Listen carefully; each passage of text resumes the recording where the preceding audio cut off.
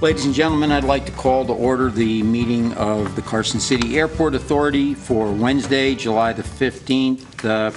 We're at the Carson City Community Center. May I have a roll call, please? Chairperson Williams. Present. Vice Chair Hutter. Present. Member Posek. Present. Member Peterson. Member Shirk. Here. Member Stotts. Here. Member White. Here. A quorum's present. Thank you. Please stand for the Pledge of Allegiance. Pledge allegiance to the flag of the United States of America and to the republic for which it stands, one nation, under God, indivisible, with liberty and justice for all.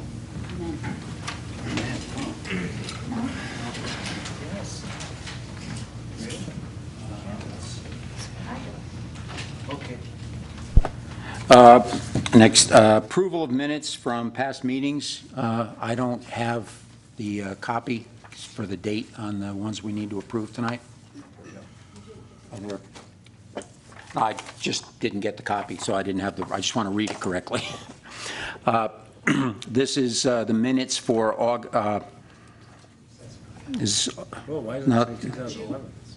June. Okay.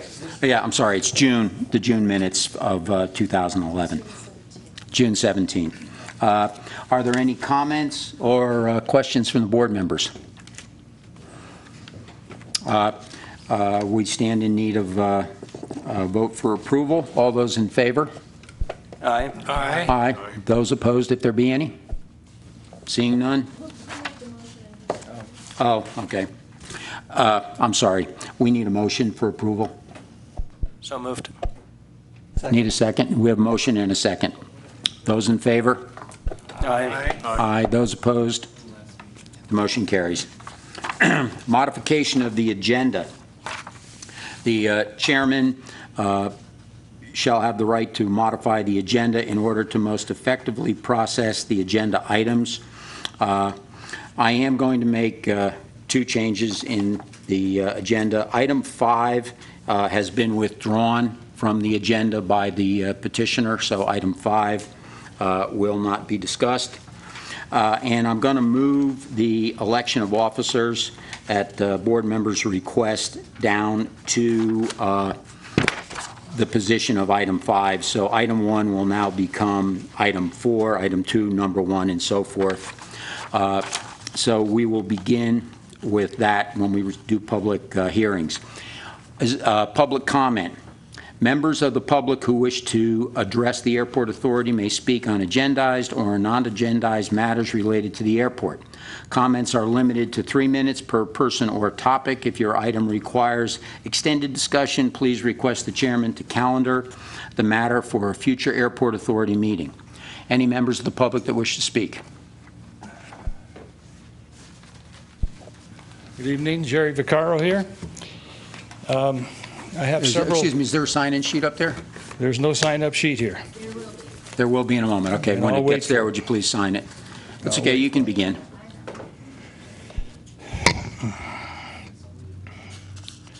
Okay, I have some questions. I guess during the comments you don't rule on anything, but I think that maybe for the future agenda that maybe we can bring it to your attention. On Title 19 hangar leases, who enforces that? Your legal department?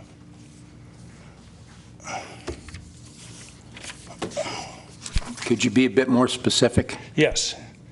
It's my understanding that the airport leases are for airplanes and that each hangar has to have an airplane and that the city derives taxes from that personal property, and that's where the revenue for the Airport Authority comes from, that taxation. And according to the FAA grant that you're under their supervision, I believe, you've accepted grant money from them. It's been brought to my attention that each hangar does not have an airplane, and so there's taxes lost to the Airport Authority and to the city of Carson. So I'd like to know who enforces that in the Title 19. I don't know who actually enforces it. Well, you have a legal department. Can he give us a legal interpretation? This is a time for you to make comments. It's not a time for a question and answer. I'm saying this, But if we're going to if you can- calendar something for a future meeting, I have to know that the topic will be brought up at a future meeting. If you're asking for an item to be put on a future meeting, if you can describe it, then the chairman can decide whether or not to put Okay. it on. I'm happy to talk with you after the meeting and answer questions Well, about what goes on in the airport. Okay. The legality of the lease. Who enforces the legality of the lease? This is not a question that can be easily answered. We'd need a whole bunch of specifics. I mean, if what Mr. Vaccaro is really asking is who goes around to look and see whether tenants are complying with the terms of the leases, that's generally speaking the airport manager. Okay, but who enforces it? Is it this board? Again, Mr. Chairman, I don't think it's appropriate for a question and answer diatribe. This body does not permit itself to be cross-examined. This is an opportunity for him to make comments. I suggest that Mr. Vaccaro be instructed to simply make his comments. So that Okay, then let's it can be taken calendar into- these things for a future agenda, all right? We'll be more than happy to. Okay, Just here- please give us the information you would like on, and That's item number- Mr. Takis would be more than happy to help Sure. you with the wording of the agenda item. Sure. That's item number one, the Title 19, possession of the hangar, the authorization of the lease, and the qualifications to get that reduced rent on a lease with having to have an aircraft attached to it. And then total legal fees paid to your law firm, which a member is the Mayor Kroll and yourself, the total legal fees for the past 3 years.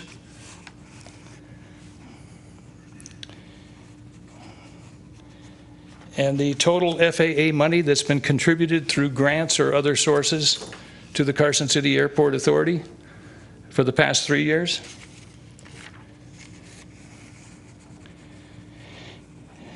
And the length of time for your legal contract and also the engineer contract with Carson City Airport Authority.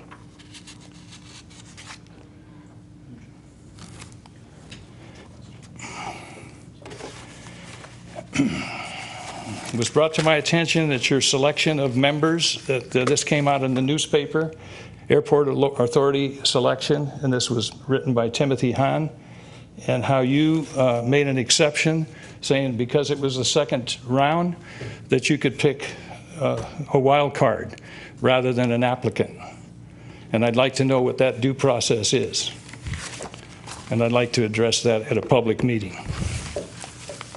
And I think if you answer all of those questions, and I will be in touch with you. I don't know if I'll stay for the full meeting, but there'll be a phone number here for you to contact me, I'd be happy to contact you. or I'll contact you. Tell me. The information, that's all right, if you can give me your number, I'll give you a call tomorrow. The information that you asked for on legal fees, money from FAA grants, Yes. that you can get from the airport manager. We have audited financials that should be available to you. I have those. I just want you to verify. Okay, I have the Well, audits here. I'm sorry, we can't, I mean, that's the auditors. We'll talk about it later. Okay. I mean, I'm happy to give you whatever you need. Our Okay, what- airport authority is an open The other book. question I have is, what is the length of time that you've been legal advisor to the airport authority? How many years? I'll have to look it up. I don't Okay, know off if the you top could of my answer head. that for me? Yeah. Okay, my number's on here. You want to, That's fine. If you want to just give it to me, I'll promise you I'll call you. 885 77 88. Thank you for your time. Thank you. Does anyone else wish to address the authority? You got it? Okay, thank you. Dayton Murdoch. Can I borrow your pen?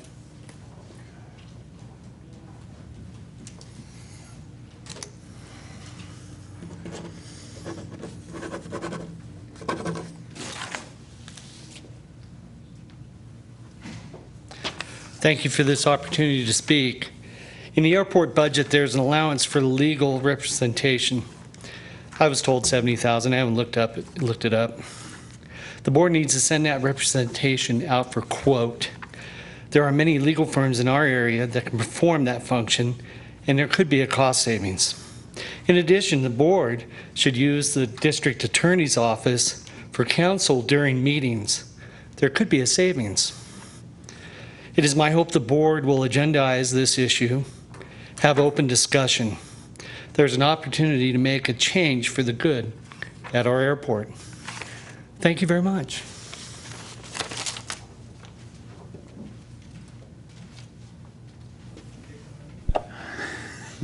It's okay. Does anyone else wish to address the authority? Seeing none, we will move on to public hearings. Mr. Chairman? Yes. Is there provision to speak twice? As long as you don't exceed the 3-minute limit. All right, so I got... There's another option to speak further down in the agenda. Okay, I can wait. Or you can, if it's not going to long item, you can go ahead and do it now. You're in charge. I just said if you would like to speak now, as long as it's not long, you can do it. Round two. First part of June, I applied to be the manufacturer representative for the airport. I'm qualified. I met all the qualifications. The airport attorney gave the Board of Supervisors incorrect information as to the location of my shop. He used my home corporate office instead of my manufacturing facility. So I was not voted on. Also, the board did not ask for public comment. I would have straightened that out. Then I applied again. Second time around, I did an interview, which was a little bit terrifying, just kind of like this moment. And I did well. I was not voted on, or not appointed to the position, because the airport council gave the Board of Supervisors information that they could, the second time around, choose whoever they wanted. I would have been okay with that had there been other manufacturers present that were trying to get the position. But during the application, there was no mention of second time around we can pick who we want. And I provided all the necessary information to serve on the board. I believe I was robbed of an opportunity to be a volunteer and serve my community. I can only hope the supervisors may change this. If they do, I will happily serve on the board.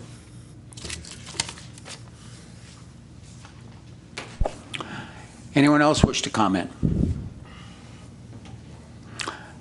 Seeing none, again, then we'll move on to public hearings. And the first item will be what is listed as item 2, discussion and possible action to approve taxi lane naming, map and addressing of buildings on the airport's staff plan for getting addresses and taxi lanes marked consistent with the map, notice for bids for painting addresses, and to seek funding from Carson City Finance. Mr. Schmidt and Mr. Rowe. About 2 to 3 years ago, it was brought to my attention by the Carson City Fire Department that they had inquired about doing addressing on the airport. And to my knowledge, I was also told that this happened, was discussed years earlier before I even came in. But in earnest, about 2 years ago, we started meeting with the fire department and with a couple of representatives of the sheriff's department to discuss this, and came up with some ideas. Many of those ideas were rejected, but Douglas County GIS, who was spearheading the design of the addressing system, stepped in and have come up with the design that you see before you on the maps. And we will be putting that on the screen if we can. But Eric Schmidt from Douglas County GIS is here to answer any questions and further explain how they came about the addressing system. Eric?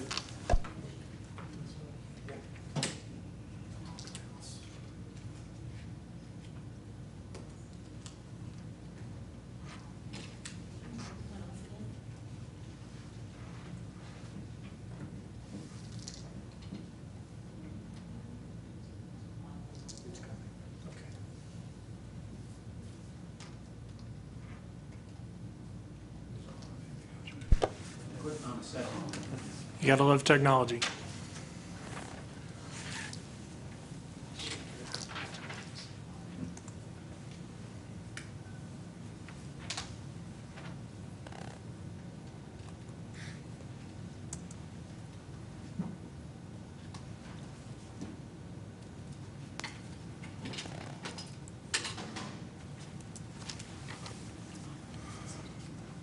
Let's see. It should work.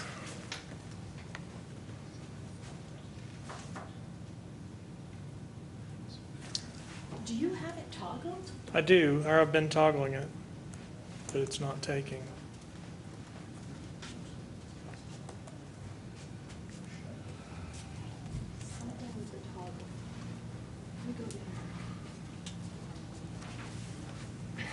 If you'd like, I can go through, you have an illustration, so I can kind of talk you through that, and then if we get this resolved, we can go back through, but at least I can talk you through the process that we've been through, if that's acceptable to you all.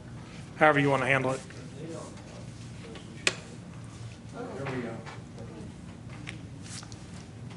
Yeah, it's not toggled. Where is it? Yeah, it would be nice, wouldn't it?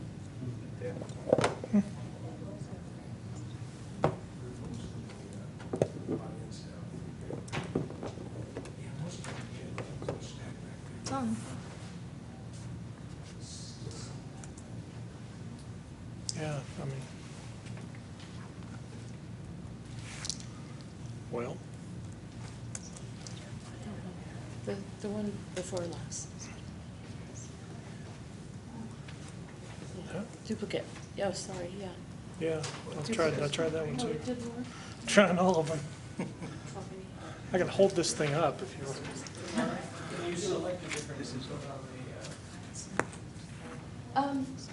We can select that and put it, but Do you want to come sit over here? Whatever y'all would like for me to do, I'm game to try.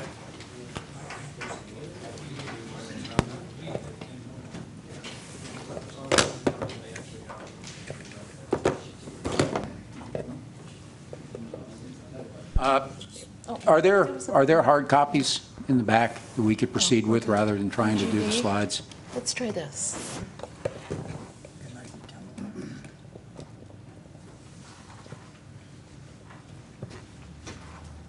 Again? I've got, there's copies in the back, I believe.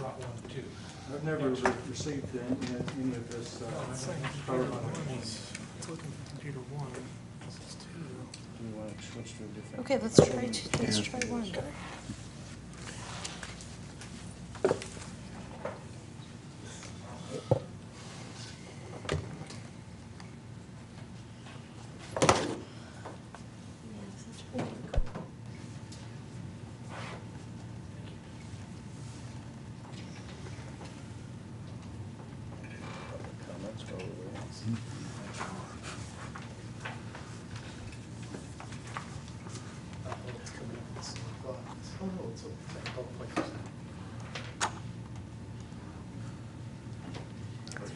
It's not, Computer one anyway. that's the other side.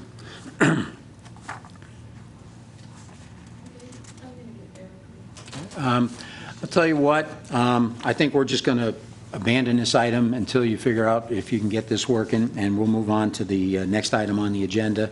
And if you get up and going again, then we'll get to it at that point. Okay, item 3, discussion and possible action to approve the extension of security services or notice for bids for security services for the next 5 years. Mr. Takis and Mr. Rowe. I believe this is Mr. Rowe's item. Okay, Tim? Okay, the agenda is for a 5-year contract for security services, and I've handed out copies of the old security agreement and the new proposed security agreement by Capital City Patrol and Transit for a new 5-year period. Now, the agreement does not change.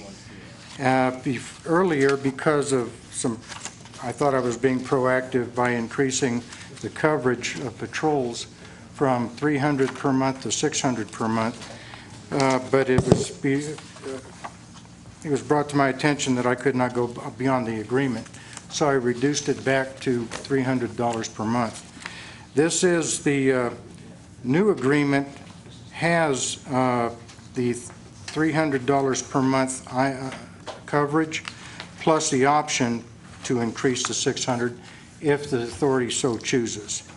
It is my recommendation that Capital City Patrol and Transit be continued and an extension signed by the authority. However, if a notice for new security is to be recommended, then we will notice and go to bid. Questions from authority members, or Steve, unless you have something to add No, to I was just it? going to ask, is there somebody here from Capital City Patrol to support this item? No, I thought that Virgil Hammond was going to be here, but he couldn't make it tonight. Then I would just note that I reviewed the contract, as I stated in my briefing memo. The problem that I see is it says the rate is 300 to 600. It contains no metrics or any way of measuring when it's 300 and when it's 600. So there's really no way to find accountability under this contract or to audit it to figure out should we be billed 300 in a particular month or 600. That's a problem with the contract. And it seems to me that would need to be fixed. I was hoping somebody from the, the patrol company would be here so they could maybe respond to that. The old contract was not being followed, and I think it really expired by its own terms because it was a one-year contract, but it was carried forward. The increase from 300 to 600, as Tim mentioned, was not approved by the airport authority. It was something that he decided to do. We've since talked to him and told him, you've got to bring, if you're going to change terms in a contract, you've got to bring him back to the authority. NRS 844 gives the authority the ability to contract, and so those kinds of decisions on contracts should always come to you. They shouldn't be done unilaterally by the airport manager or anybody else on the airport. And then I also noted in there that I checked with the city. The city doesn't use a private patrol service. They use the sheriff's office. I don't know what what problems there would be by asking the sheriff's office to also occasionally patrol. I don't know the frequency of the patrols or whether that's reasonable. Frankly, I don't know any of that information. Maybe Tim can respond to that. And then lastly, I just made a suggestion, and this is just an idea I'm throwing out there because I really don't know much, but we do give a free lease area to the Sheriff's Aero Squadron. I don't know what they do. I know that a long time ago they used to transport prisoners for the Sheriff's Department. I don't know if they still do that. I don't know what they actually do right now for the community, but I threw that out as another potential idea for doing patrolling. So those are my comments. I couldn't come up with a recommended motion because I really didn't know which direction this would take. Other board members that may have questions for Tim on the contract? I do if nobody else has. Jim, go ahead. Sorry, Morris, I thought it was Jim. Question for Steve. In your briefing on this, you stated looks like the fourth paragraph, that in 2011, you advised that hiring the security company would not lessen our liability, but increase that liability. Can you give us a rundown on what your opinion was in that regard?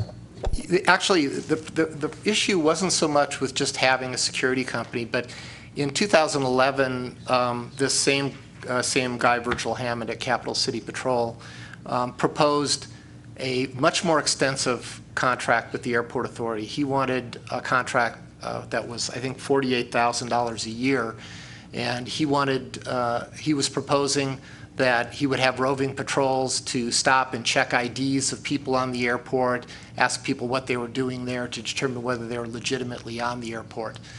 those kinds of activities, I think, would create more liability than they would solve. We don't have a problem, for the most part, with non-authorized people in the airport. At least I've never heard, not from this security company or anybody else, that being a common problem. But what I do see is I see that if you bring in a private security group and their behavior is viewed by the tenants as harassment, nothing good can come of that. And so at the time I made that, I responded to that question because the argument was, well, if we have greater security, that means we'll have less liability, and my response was just the opposite. I should also say that at that meeting, the board didn't take action on the item. So they didn't actually reject the contract or the proposal, but no one made a motion either, so it didn't go anywhere. So I guess it got defeated by lack of action. But among the comments that were made by board members, Alex Carter, who was then the treasurer, said that there wasn't room in the budget for that kind of proposal, and that there might be room in the budget to increase it from $300 to $600 a month, but that he would not be in favor of it. And that was among the only comments that directly addressed what board members were thinking about the rate. So candidly, I was very surprised when we were in our budget hearings the other day, and it was revealed that the airport manager unilaterally raised the rate right after that from $300 to $600. So I just bring that up because that was also in that same context of that meeting about what are we going to do with the security contract. Thank you. Like Steve, I have quite a few issues with what's written into this contract. Since this has been a point of contention for quite some time, and the owner of this company doesn't seem to be able to get here, it would be my preference to simply tell them to cease and desist and remove themselves from the airport. If they're not any more reliable than this, well, I don't think we need them. Any, Jim, comment? I'm just going to poll the board. Carl? I think a little forensics here, maybe in the spirit of patrol and law enforcement. I think that the reason for the from $300 per month to $600 per month couples to the proposal in the first clause to provide 1 to 2 private patrol officers. One might assume that if it's 1, it's $300 a month, and if it's 2, it's $600 a month, that we have no way of knowing that. That would make logical sense. If that's the case, I'd ask the question, where is it spelled out, and what is the proposal? Are we proposing that we have 1 or that we have 2 patrol officers, and does that mean that they are in 2 separate beats in 2 separate cars, or is that 2 guys riding around together? So I think there's some details about what we're really asking for that need to be understood a little better. I think it'd probably be my idea to have this go to notice, and let's get some bids. We'll have it clarified by the security companies to give us an honest bid. We'll go with the lowest bidder, and that way we'll alleviate any of these questions. Well, I've got a, let's see, I'll let the board continue. Steve, any questions that you'd like to ask or comments? Well, the only thing I was going to say, I've been on the airport 10 years now, and nobody's got anything of mine, so obviously they're out there doing tentatively what they should be doing. Phil? Since the airport is a county city entity, it seems like it's reasonable to expect that the sheriff's department could come around and make the patrol themselves. That would save us some money, which would be good, and they'd be real cops making the patrols. Personally, I've never seen any of these people out there. The time I spent around the airport, I've never seen anybody patrolling the airport. I suspect maybe they're there. I haven't been there at 3 o'clock in the morning. Not exactly the kind of time I like to be out there. So I would think that if we can get the sheriff to do it, that would be the best solution. Thank you, Phil. I would like to echo Phil's thing, that was going to be my question. Before we go any further, shouldn't we check with the Sheriff's Department to find out if this is something that, you know, once a night at varying times they could ride around the airport? I see some of them there from time to time anyway. I also spend quite a bit of time at the airport at all kinds of hours, and I've never seen these guys. So I'd like, how do we verify exactly what they're doing? And they're not here now, so we can't ask the questions, but is this the same company where we somehow loaned money to them inadvertently at some point, weren't supposed to, and somehow we loaned them money? Is this the same crew? It is. We didn't actually loan them money, but what we did was gave them advance for the services at a 5% discount throughout a year. And so it saved the airport some money by doing so, but then they were able to buy a vehicle. However, having said that, I think when we were bringing up the possibility of full-time roving patrol, I had talked to the Carson City Sheriff's Department about doing the same thing. They weren't opposed to it, but it all comes down to time. Do they have the time to do it? Or are they out on calls? Usually nighttime is their busy time. But that would be another question, a good question to ask again, to see if we can get that, get some cooperation from the Sheriff's Department to see if they can come out and patrol the airport.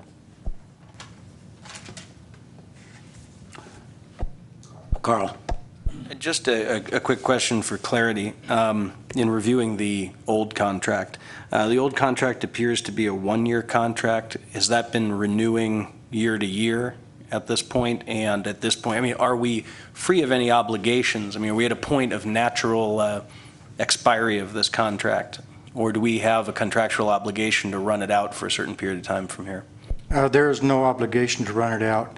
It is for a one-year contract, and this was, I was new, I didn't know anything better, I just kept them on.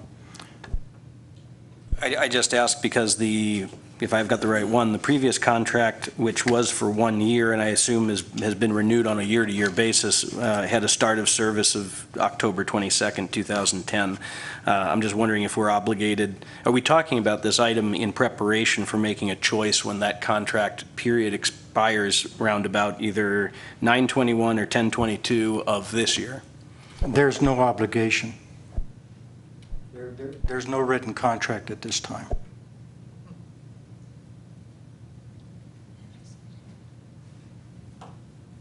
Anything further from the board? Any public comment on this matter? Yeah, do they wear a uniform? Excuse me, can you come up to the mic, please? G'day. How you doing? I'm good. Thank you very much.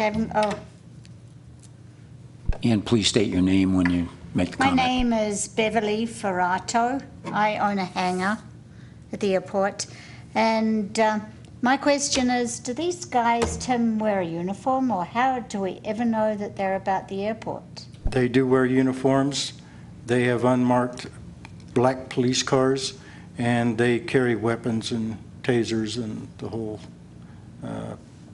official, response. Mm-hmm. They're just, these guys are all retired policemen. Okay.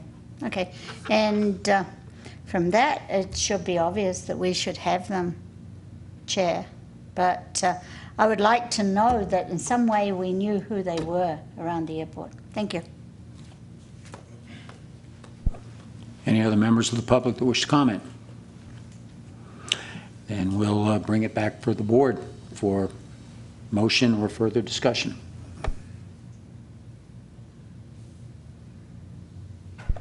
Well, I would say then that I move to have Tim work with Steve to draft a contract and let it out for bid.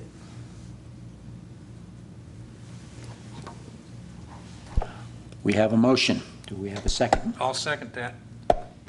We have a motion and a second. Any discussion by members of the board? Carl. Yes, thanks. A question about Member White's motion. I heard have council draft a contract, then I heard and put it out for bid. Are we talking about putting together a contract for services with Capital City Patrol under the terms outlined more or less clearly here, or are we talking about going out to notice and having a bid process for these services? I would amend that to say construct a proposal rather than a contract. If I could just suggest, and I'm happy to work with Tim and do that, but I'd feel more comfortable if I could bring it back to you before we actually issue it to make sure we're on the right track. And so what we would do is we'd put it together, we'd bring it back to the next meeting, and you can decide if that's the RFP that you want to put out. Just one comment. Would you accept a modification to the motion that this happen after further discussion with the Sheriff's Department to find out if this is something that Carson City can take on its own rather than pursuing an outside source? If that Carson City says no, then obviously we have to go to some other outfit. But would you accept that we proceed as you suggest after further discussion with Carson City Sheriffs? I would accept that friendly amendment. Okay. We have a motion and a second in motion. Do we have any comment from the public regarding the motion? Seeing none, we're back to the board. We have a motion and a second. Tamar, do you have the motion clearly, or do we need to state anything further? If you could repeat that. Okay, then Morris, if you would just say after discussion with the Sheriff's Office, then. Yeah, I move to have Tim and Steve construct a proposal for security after they explore the option of using the Sheriff's Department. And that's still seconded as stated? Still seconded. Okay. We have a motion and a second. All those in favor? Aye. Aye. Those opposed, if there be any? The motion carries. Could I also recommend that you vote? It sounds like you want to not renew the existing contract. My suggestion to you is that somebody make a motion not to renew the contract and you vote on that. That way, Tim has the ability to go back to Capital City Patrol and tell them their services are not needed at this point, if that's what your intention is. Jim? When does the contract expire? Well, it actually expired about 4 years ago, and so we're actually operating without benefit of a contract. Actually, 3 years ago. It was entered into in... It actually expired 3 years ago. It was a one-year contract that was entered into, I think, on September 21 of 2010. So no, it actually expired 4 years ago. I'm sorry, almost 4 years ago. Carl? It seems like we might not want to operate in an uncovered fashion between now and when we secure the services of the current providers or other providers or the Carson City Sheriff's Department. Whenever that happens, do we have the ability to continue on an kind of an at-will basis? That's the basis we're on right now, and I'm sure you can. If that's your desire, then no additional motions necessary at this point. Well, I think we need some security, but I think we need to understand what security they are providing, because it seems like no one sees them. Maybe we need to have a discussion of what they're providing so they can continue, hopefully, providing some security. I can tell you that there have been numerous times where I have been called at night by the security guys regarding an aircraft that came in under questionable circumstances, and they would call me, especially when someone was caught trying to cross the airport as a shortcut. This doesn't happen anymore, but this was several years ago. There was an instance where a hole was found drilled in one of the porta hangars, and of course they didn't find anything, but they were there. They normally will do a couple of patrols a night, and yes, in the wee hours of the morning when no one else is there. One of the advantages that we have found with Capital City is that they will check the lights, and they will make patrols around the airport with the lights on, and they will let me know the next day what lights they found out. We do the same thing twice a week on our own, but it is nice that they will tell us. And they have alerted me a couple of times that the rotating beacon was inoperative. So there's advantages to having them. These are not things that are required by them, but they have done that. But most of the time, they have arrested people on property, mostly in the parking lot.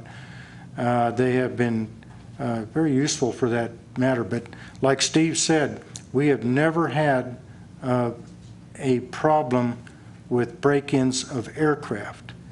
We did have a break-in of Sterling Air a few months ago where someone broke in and stole some petty cash.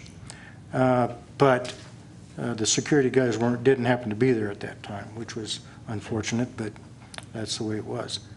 So if the authority directs me to keep this going for a little longer, at the same time look at the Sheriff's Department, try to work something out, whatever your guidance is what I'll do. So, correct me if I'm wrong, Steve, but right now, we've been operating on a month-to-month basis, essentially. They submit a bill, we pay a bill, and they're providing the service, but that's being done currently without a contract. And we would be in a position to allow that to continue just as it is while we're putting that out for notice, and I assume they would bid like everybody else does at that point. Or do we need to take an action at this point to specifically direct him to inform them that they're operating on a month-to-month basis while this goes out to bid, and then or simply say cease and desist and we'll worry about it ourselves? We kind of have either of those two options. I can answer part of that question. I can answer the part that the contract that they have with the airport is expired, and so we are now operating on a month-to-month basis. I don't think it's necessary for you to make a motion to inform them that it's on a month-to-month basis. The agreement itself is fairly clear. That was a one-year agreement. I don't think we have any liability if we terminate the agreement at this time. In terms of what are going on in the day-to-day operations, that they give us a bill and we pay it, I don't have any information on that Tim would have. And I've never seen these guys, so I don't know. The only time I ever saw these guys were the 2 times they appeared in front of the airport authority, the original time and then when they proposed the much more expensive contract. Any other questions or comments on this matter? Does anyone care to move? My suggestion is, why can't we just table this till the next agenda meeting and let them fly for another 30 days? It's not going to hurt anything, $300. Other board member comment?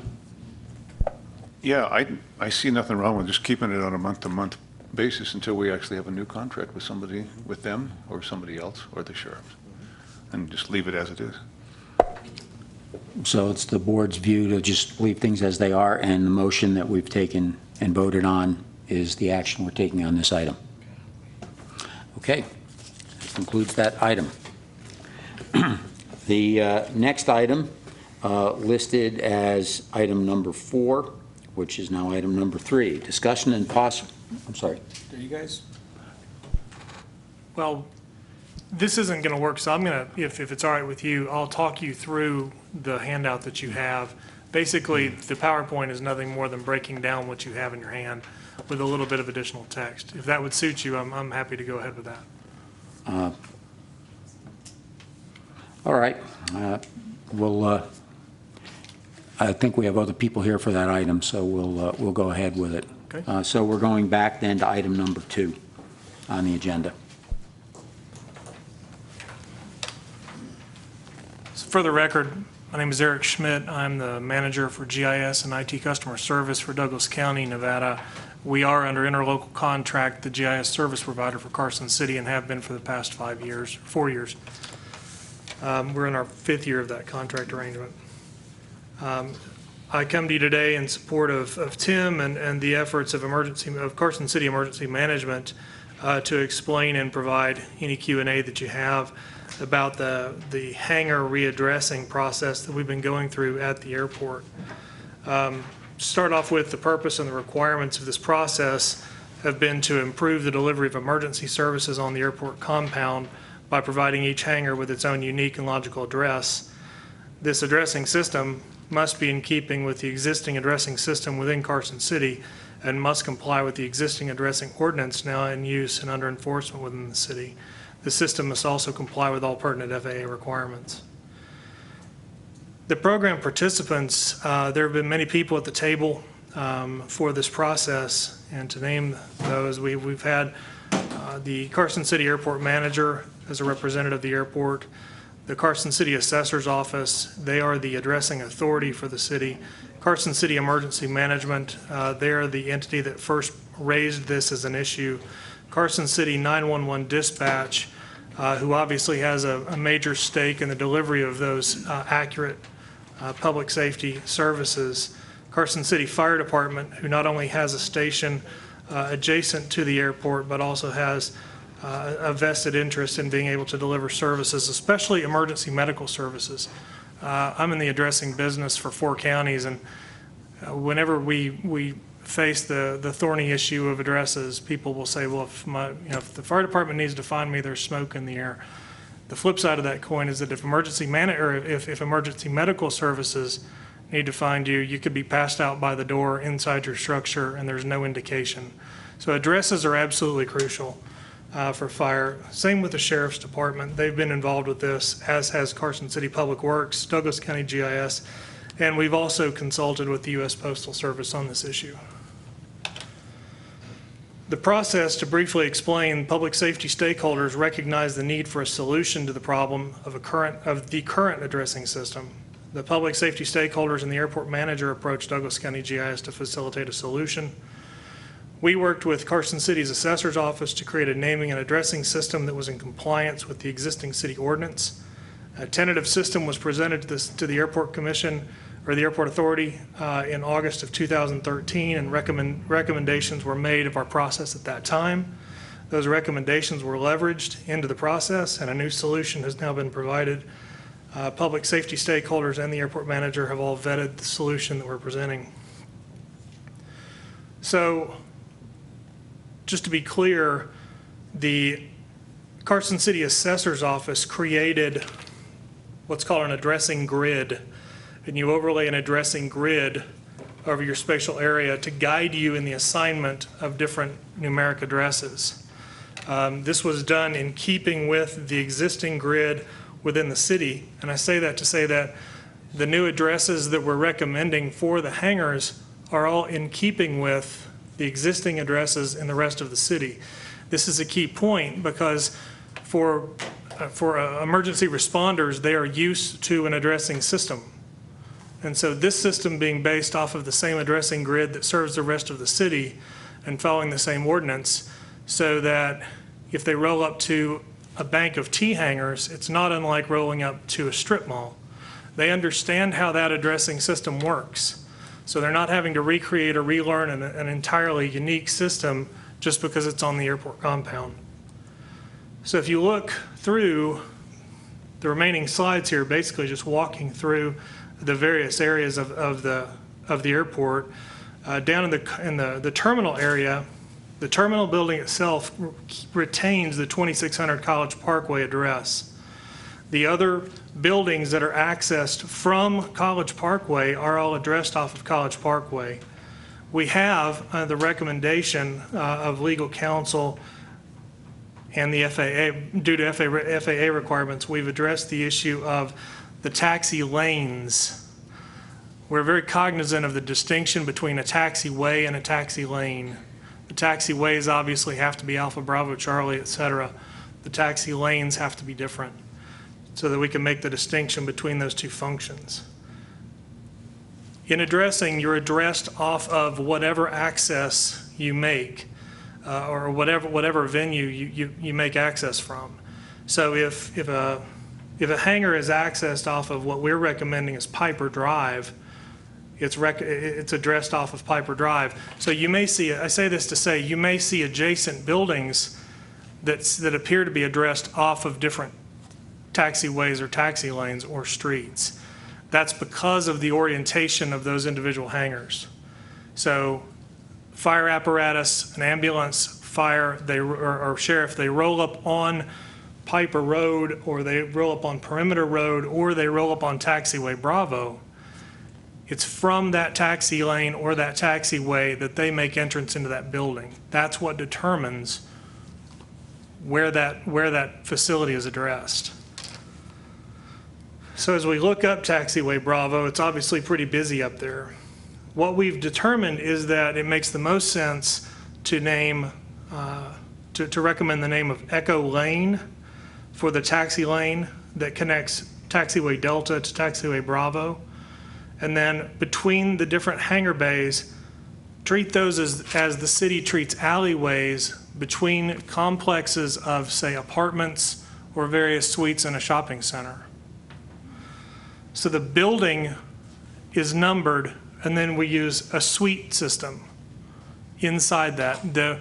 I'll tell you that the U.S. Postal Service is no longer recommending alphanumeric addresses, meaning Suite A, Suite B. They do not like that because, quite frankly, their barcode reading equipment won't read it.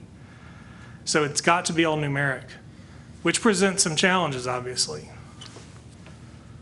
So you'll notice that if you look up between Taxiway Bravo and Taxiway Delta, there are a series of what I believe to be T-hanger sets. So you have 2795 Echo Lane, suite number 60, suite number 75, suite number 65, and so on. This, again, I know that this is, I'm kind of drinking from the fire hose on sort of a clinic on addressing, but this is in keeping with the way that the city now addresses shopping centers, apartment complexes, et cetera. So again, to the emergency responders, this is a very familiar system, which would obviously expedite the delivery of those emergency services. In the northwest corner, there are certain access restrictions. Some of those buildings are accessed off Arrowhead Drive. Some of them are accessed off of what's being recommended as Cessna Lane. Same for the T-hangars off of Taxiway Alpha. And then the other hangars to the east side that are also addressed off of Taxiway Alpha, or would be addressed off of Taxiway Alpha. That's it in a nutshell. I know it's a big nutshell, but I'm happy to answer any questions that you may have. I know this is a confusing subject.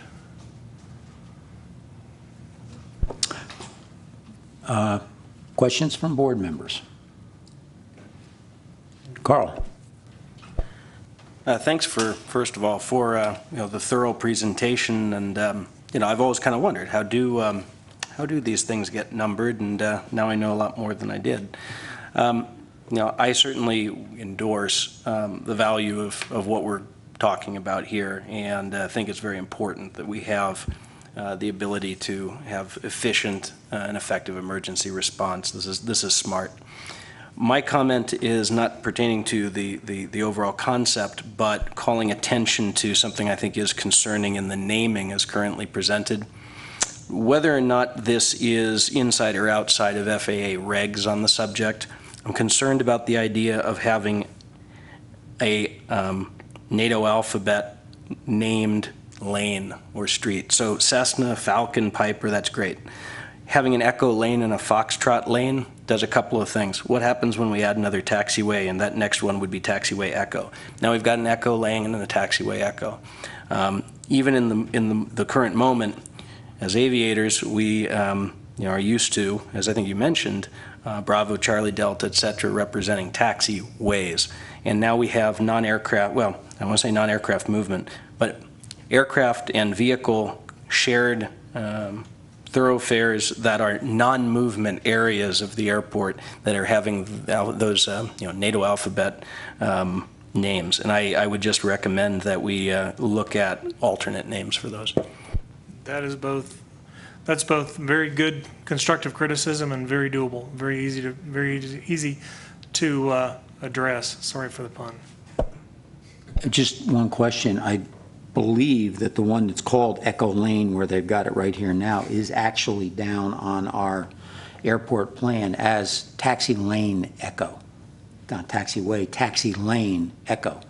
I don't know how it got designated that way, but it is actually there, and it is an aircraft movement area.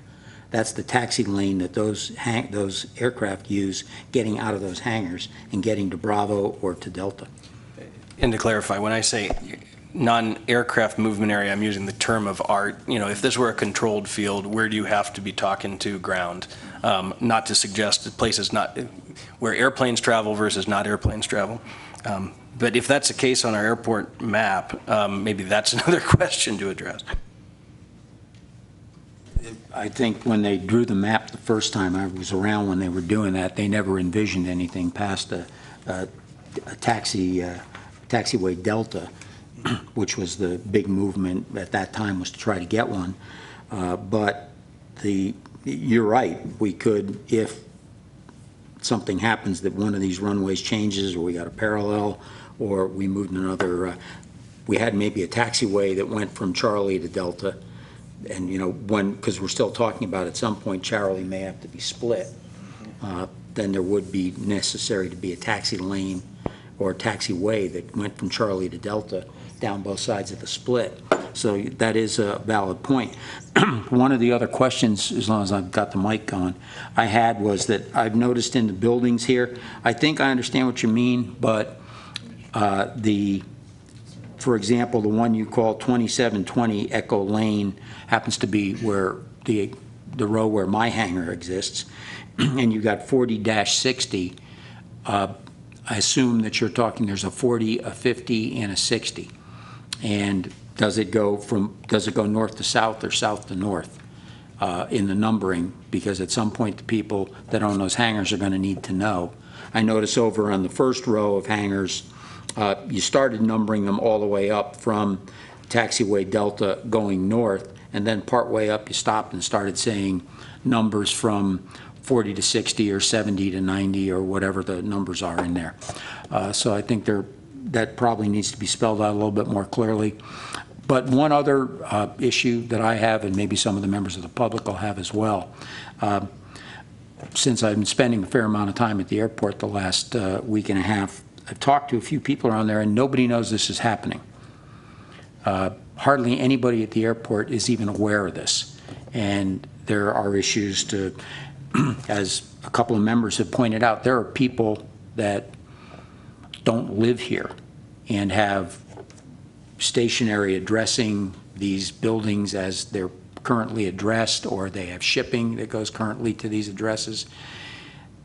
I think we need to have a discussion with just the airport tenants. I mean, maybe it's the airport manager calls a meeting and brings everybody in to talk about this and to get into the specifics that these people may have.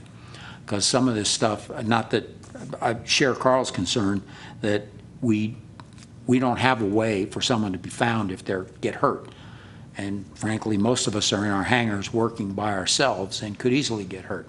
And if you're not all there and trying to communicate where you are, the bad commercials, I've fallen and I can't get up stuff. So we definitely need it, but I think we at least need to let folks know that they're doing it. I mean, I talked to some folks up at the Sierra Air Park. They're completely unaware of it, and I know a couple of those people are, somebody up there actually lives in Canada and ships stuff back and forth down here. So somehow or another we have to let these folks know and let them start making some sort of other arrangements for when this actually happens. And I'm sure there are other questions that may pop up, so I'll stop talking, and Phil, I'll start down your end. Yeah, I've got a couple of questions. First of all, the way this grid is set up, would it be possible for somebody who looked on the Google Maps to find a hangar? To discern its address, or to just by using this addressing system, is it likely or possible that Google would be able to incorporate it into their search system for an address? Well, Google uses third-party address data. There are several different companies out there that provide third-party addressing data. And what those third-party addressing data companies will typically do is a process called address ranging. And what they'll do is they'll take a line of data, of vector data in our world, and they'll break it into sections. So here you have the 100 block, the 200 block, the 300 block, et cetera. So that when you type in 325 Acme Road, it looks at the line that is Acme Road, it finds the 300 block, and then it discerns where 25 would be along that line. They don't use address points typically. Now for dispatch, we typically use address points. We also use address ranging as a subsequent. So I say this to say they could probably get close, but I would not guarantee you that they would be precise. And that is assuming that they actually take the data that we are willing to provide them. One of the things that we have a real struggle with as a local jurisdiction is getting some of the national and international data resellers and web mapping companies to actually accept the local data, which is ironically the authority. We have people that will regularly call us and say, QVC won't accept my address when I enter it into my computer. You need to you need to change my address to what QVC says. We're like, no, ma'am, we're not going to do that. The local authority is the local authority. So there's a process to getting the large companies, especially like Google, Bing, MapQuest, and some of the others, even UPS and FedEx, to actually accept our data. It's tough to even get the U.S. Postal Service to accept our data. I don't presume to know what makes them tick, but I've had conversations with them even at national conferences, and some of the larger companies take kind of a, we'll get to it when we get to it attitude. It's frustrating. My experience with the post office has indicated to me that the post office is just totally hosed up as far as delivery on this airport. I did an investigation into it last year. I went around to all the different residents and asked them what they thought about the service. And I also wanted to know about those post office boxes that they have out in front. It seemed that every time they changed a delivery guy, nobody knew where the mail was going to end up. I think Tim can tell you that he has ended up being the de facto postmaster out there, because when they keep delivering stuff to him because they don't know where else to put it. Now, do you see any hope that the post office will, I mean, you mentioned that they don't seem to be too accepting of your system, but... Well, they're accepting of the system. It's just it's getting new data into their existing system, which can take some time and be something of a process. I will say that it would be my expectation that moving to more of a standard U.S. postal address, a fully formed U.S. Postal Service address on the gang boxes would help. We even had some lip service from the Postal Service that they'd be willing to upgrade the gang boxes out there if we move to more of a standardized addressing system, which would obviously also help. So I think, as you said, when you get a new carrier out there, the current system makes no sense to them. It's unlike anything they've ever seen. So there's certainly a breakdown when somebody leaves and takes that institutional knowledge with them. So moving to a standard system where we're relying on the system, not necessarily the individual's institutional knowledge, is always a plus. So I would think that there would be benefit with the Postal Service. Okay, moving on to another subject. Have you considered using some of the names of our airport's more illustrious denizens for naming these lanes and such?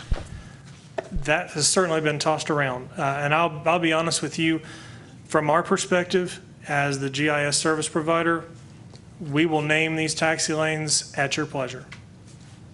Maybe I can respond to that one.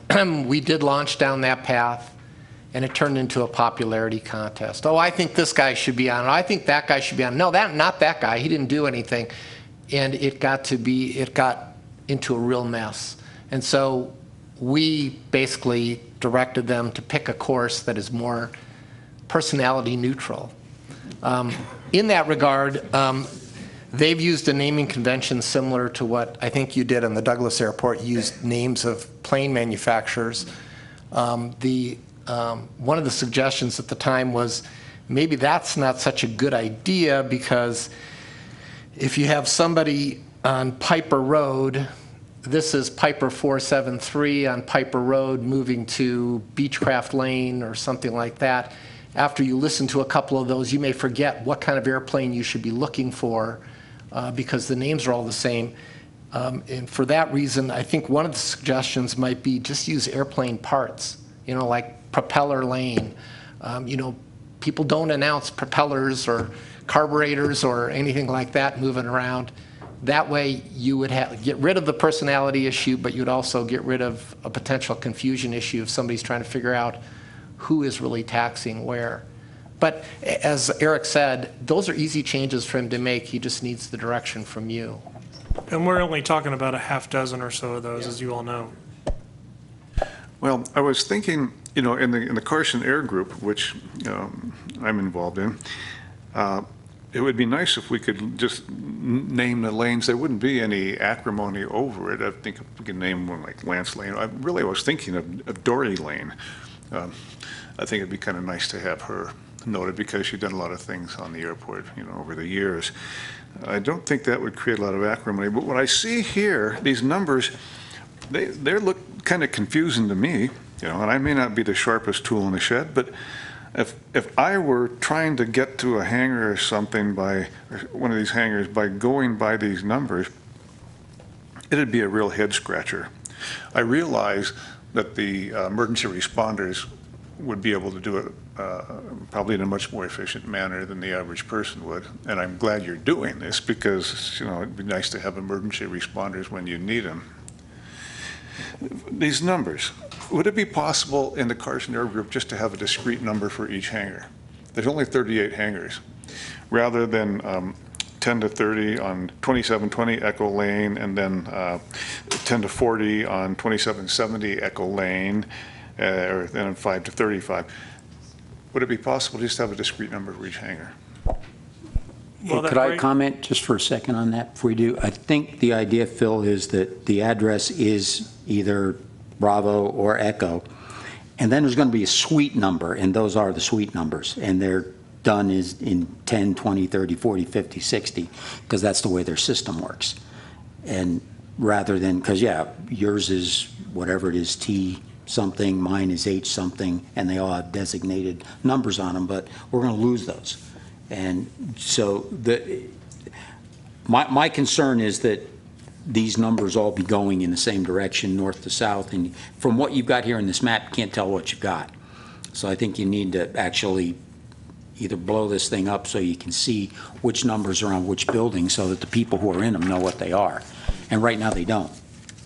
Well, I'd be glad to provide you either with a better hard copy or even put it on an internet viewer, like a GIS viewer that we could provide to the members of the authority so that you could go and interrogate this a little more. I will tell you that, typical standard, certain numbers typically increase from south to north. They typically increase, I believe, from, I don't want to misstate, from east to west.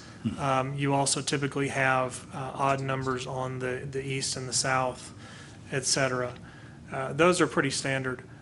In terms of where the numbers actually start, like some of the suites start at 10, some of the suites start at 5. I believe that was more a function of how many of the suites there were to fit in any one single address block. Now, not to throw anybody under the Airbus, so to speak, but the actual addressing numbers were assigned by the Carson City Assessor's Office in keeping with the Carson City ordinance on that. So once we decided that we were going to basically bring the airport into the addressing world with the rest of the city, it seemed appropriate to go with the to be guided by that.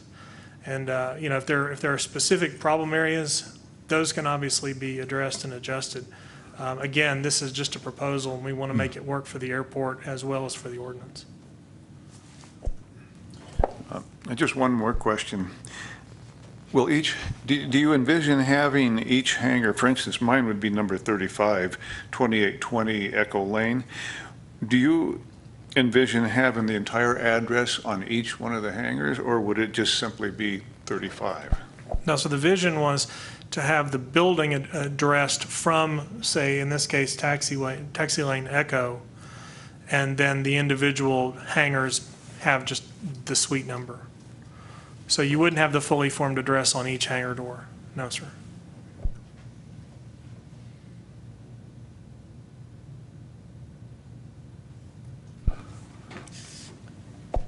Any other questions from board members? Morris?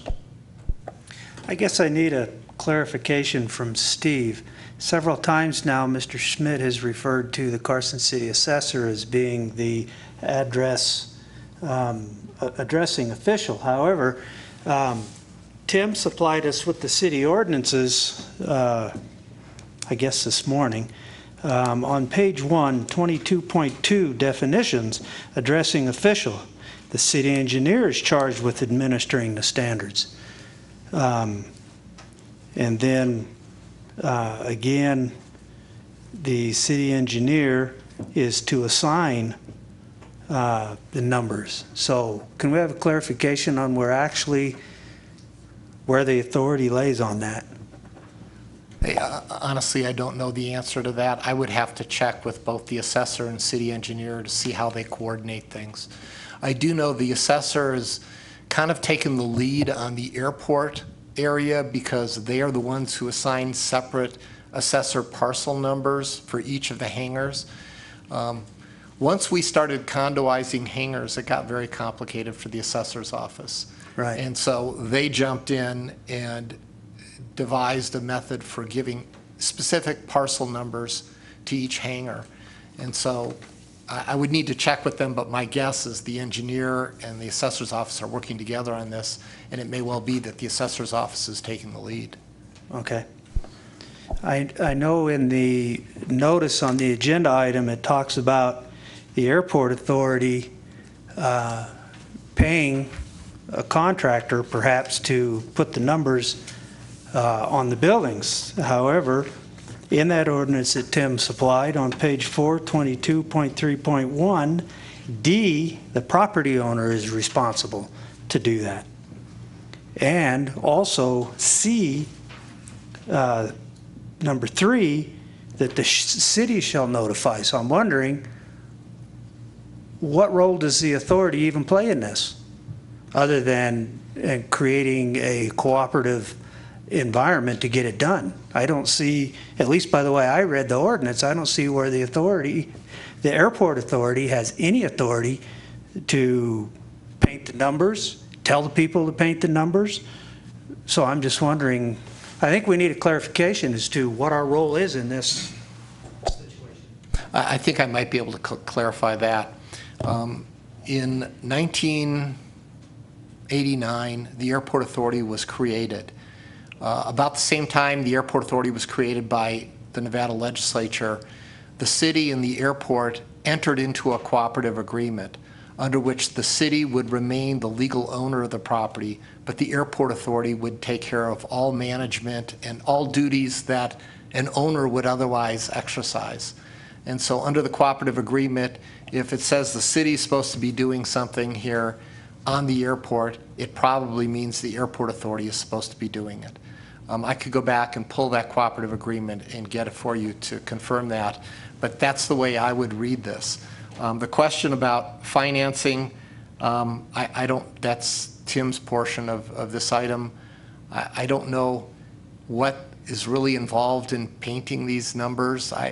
Part of me thinks it might just be holding a stencil up in a spray can. Maybe I'm oversimplifying it, but I think that perhaps it would be wise for us to be in communication with the fire department on that, because they're really the ones that we're trying to set this up for, so that we have the emergency services throughout the airport. And so I think we'd want to coordinate with them. Actually, the ordinance does specify a standard as to how the numbers will be put on the buildings. So there's really nothing for us to to discuss on that. The standard is set. Well, it does and it doesn't. You know, if you go to the 22.7, I believe it is, it talks about the building numbers being 5 inches in height and the actual unit numbers being 3 inches in height. And then there's some diagrams at the end of the ordinance that give samples. But what's not clear is where would you put them on a hanger? Would you put them over the man door, you know, the walk-in door to the hangar, or would you put them on the hangar door to the hangar? And on some hangars, the hangar door and the man door are right next to each other. On some hangars, they're on the opposite side of the building. So there are some issues that require some input from us.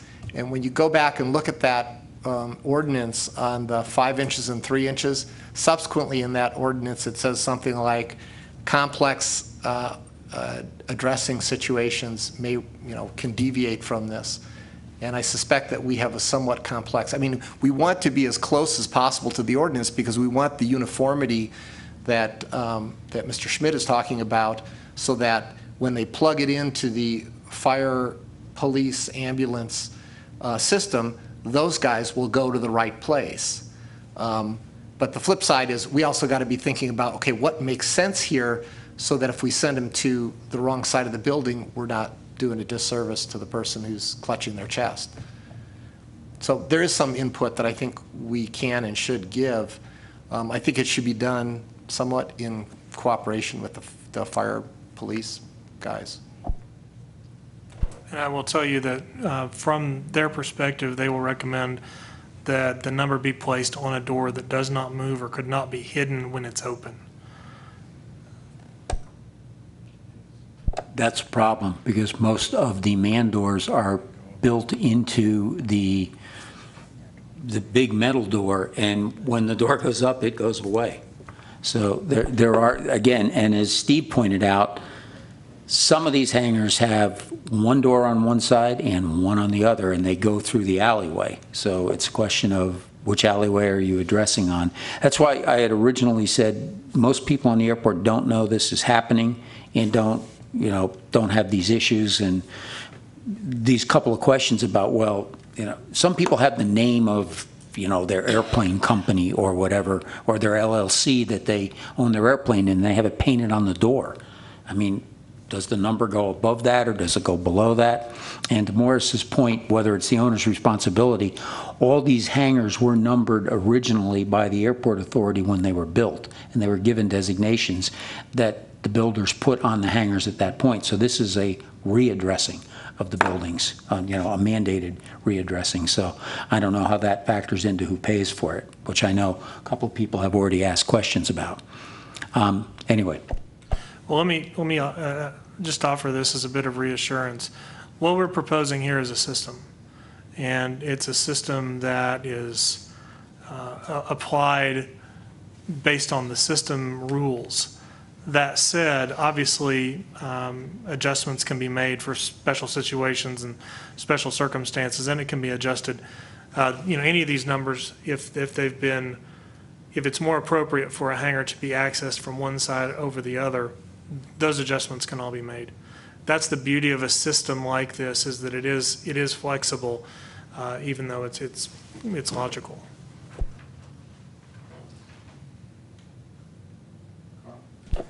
I think that this is a place where, as we narrow in on implementation, given some of these questions of practicality and of aesthetics and consistency, is sort of a good place for, the airport authority and manager as sort of HOA to kind of put on our architecture and landscape committee hats and, draft something up for discussion with the tenants and for review, and sort of really look at this on what are the general and the special case bases, and we're going to have to address these. I mean, no one's going to do this for us. So, if that means it's all going to be, 5-inch Helvetica letters in gray, then that's what it's going to be. And try to get some consistency of quality, consistency of appearance, and more importantly, address the No pun intended.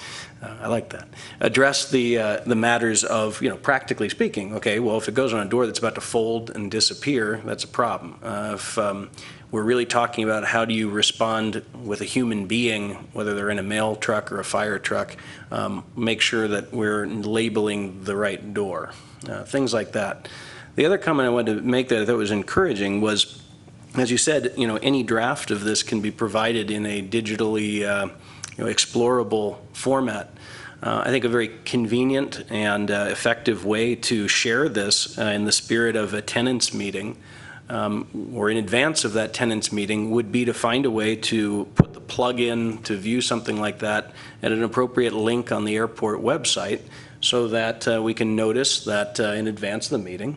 Go check this out, find where your space is, think it through, and come prepared to discuss it further. I mean, if we can do that practically, I think that'd be a really nice thing to say. Here's the link to the proposed, the proposed addressing system. That's very doable.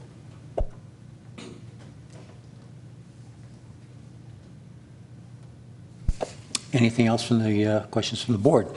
Okay, anyone in the public who wishes to comment on this matter? Seeing none, then we're back to the board for any other further questions, comments, motions.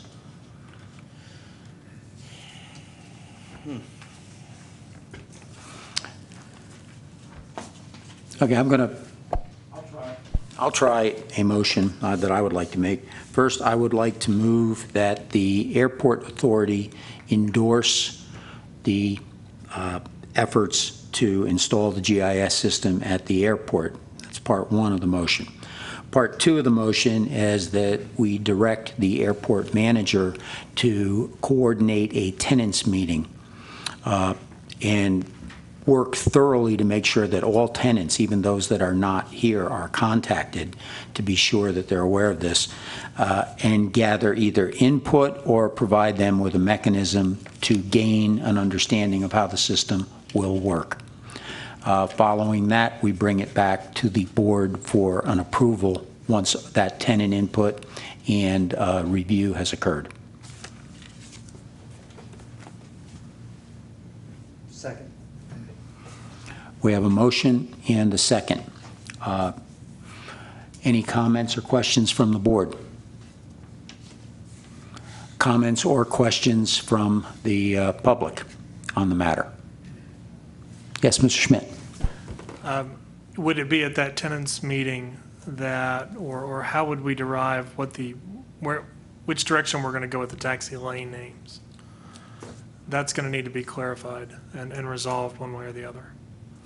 Well, I'm envisioning that a representative, either you or a representative of your entity, would be there, and you'd get the input from the public. The board would have to make the final decision, and we'll get the input from the airport manager as to what how the tenants feel. I think actually the naming of the taxi lanes is it's already on the airport map, and I think we have to stay consistent with it or modify the airport map. I'm assuming that and I'm sorry to get into this right here, but I'm assuming that should at some point in the future we change the name of a road, like if it happens in a city, then the addressing system can accommodate a road name change. So it should be able to accept a taxi lane change, so we could stay with what we've got and then modify, as Carl pointed out, if we wound up with a taxiway Echo, then we would have to rename Echo Lane something else.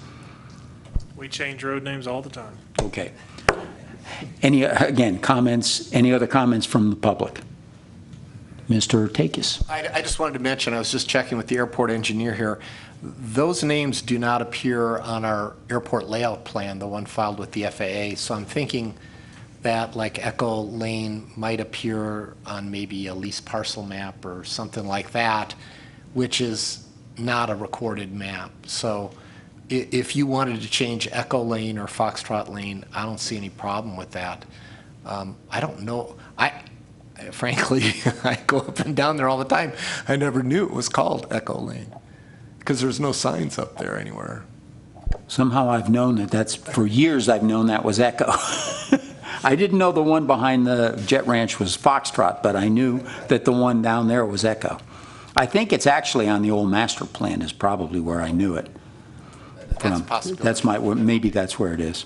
But, and again, this would come up in the proposed tenants meeting, that if we want to come up with some other specific name, we could do that. Okay. We have no further discussion from the public. Any further discussion from the board? Okay, we have a motion and a second. All those in favor? Aye. Aye. Aye. Those opposed, if there be any? Seeing none, the motion carries unanimously. Okay, item number 4, which is now item, I don't even know, I've lost track of the numbers. I think we're 3 now. Discussion and possible action regarding the accumulation of derelict and stored aircraft adjacent to taxiway Bravo, explanation of why aircraft and vehicles are stored there, rent being collected, alternative storage or disposal, return of the aircraft to the lien holders, other action to remediate the problem. Mr. Miles.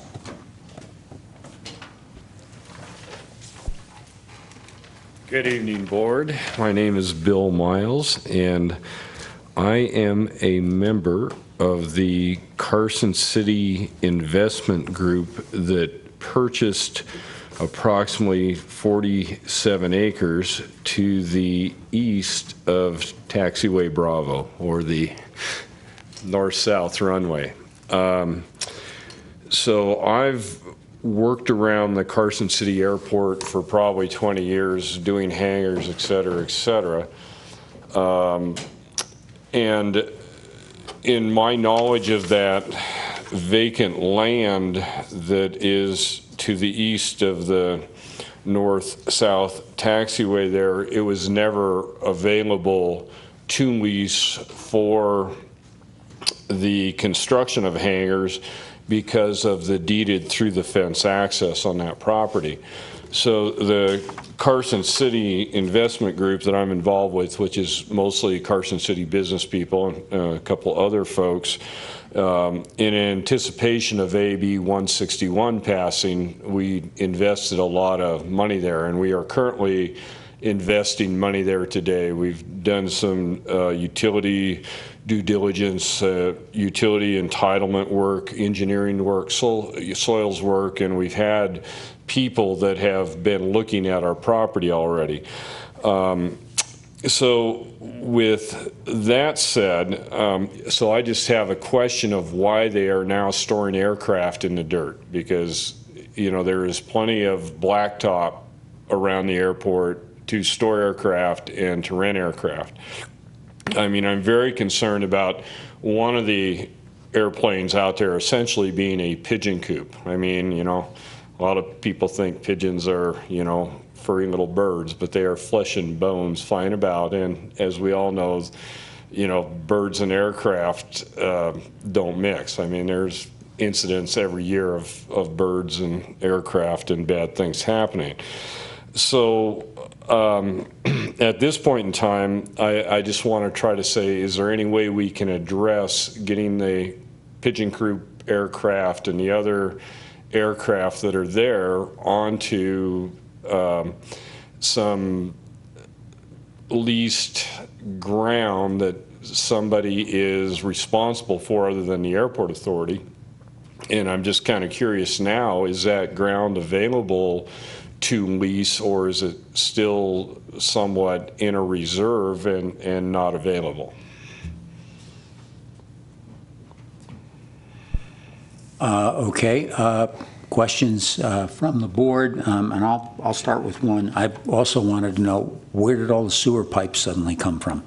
Because there's now a big pile of sewer pipes right just north of the airplanes. Yeah, that was all left over from the construction of the main runway and taxiways. That's easily moved. We can get that out of there. And regarding Mr. Miles' comment on the pigeon coop airplane, I share another concern regarding that one, and that is that is a serious health hazard in addition to an aircraft hazard. The amount of pigeon excrement over there is staggering, and that stuff's not healthy. And that aircraft is literally, the thing should be condemned.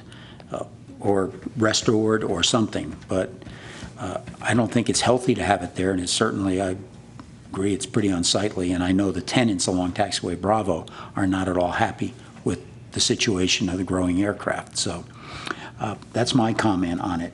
So I'll start with, on my left, Morris, any questions or comments regarding the derelict aircraft? I thought a few months ago we had given Tim direction to start finding the source of those airplanes and getting them moved out of there. So has there been any action at all? There is this week. The 3 small aircraft will be moved by the end of this week. We were hoping to have them last week. However, the rain softened the dirt up, so we've been waiting for it to dry out a little bit. But Steve Posick with Carson Aviation, member Posick, and his company will be moving those aircraft by the end of this week. The Albatross and 2 S2s owned by Cactus Air Force, we can start moving those as early as tomorrow. They're all restoration aircraft, but I was assured whenever we need them moved, they will start moving them. There's another Albatross, which the number escapes me. It is owned by a fellow in Texas, and that is going to, there's tires been ordered for that. It will be moved off of Taxiway Bravo. The problem is the Albatross owned by Yvette Weaver. Sent an email, tried calling, no response yet, but she does pay $90 a month for parking. I get a check automatically each month. In fact, I get paid for all of the aircraft except for the small derelicts, but they're on their way out. I've been looking for a little guidance on what to do with regard to Yvette Weaver's aircraft, and so this would be a good opportunity to write a letter to get it out of here. I would rather have this airplane gone rather than being parked on the airport.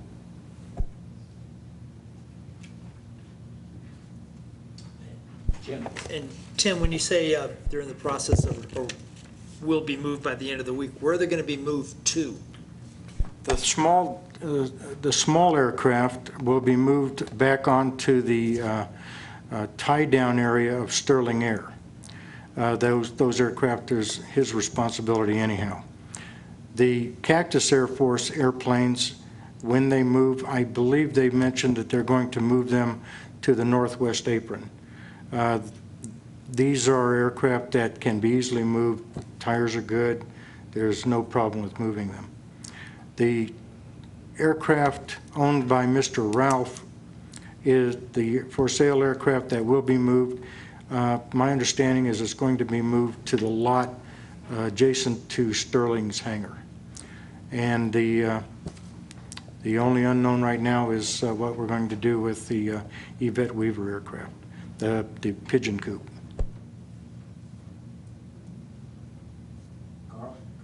Carl, comments?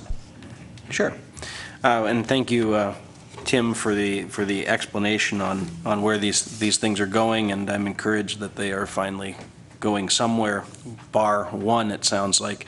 I certainly echo Mr. Miles' concern, and I would take a moment to say, first off, that I am excited that the transaction that you guys conducted, the investment and the foresight, and I think the future visioning that you and your partners put together is very exciting to the airport, because it represents in many ways I think down the road the clearing of an impasse that has gone on for a very, very long time in terms of understanding where some of those through the fence rights might be exercised, and not to say that hurry up and do that.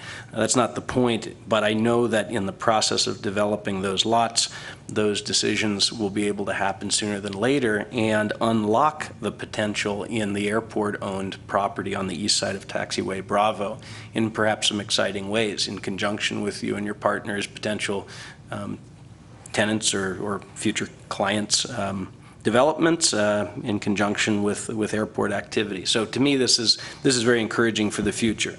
I mention it because the last thing we would want to do as the airport authority is present a face that is disadvantageous to folks like yourselves who are trying to develop economic activity in Carson City and do things that bring in revenue for the airport, for the city, the community.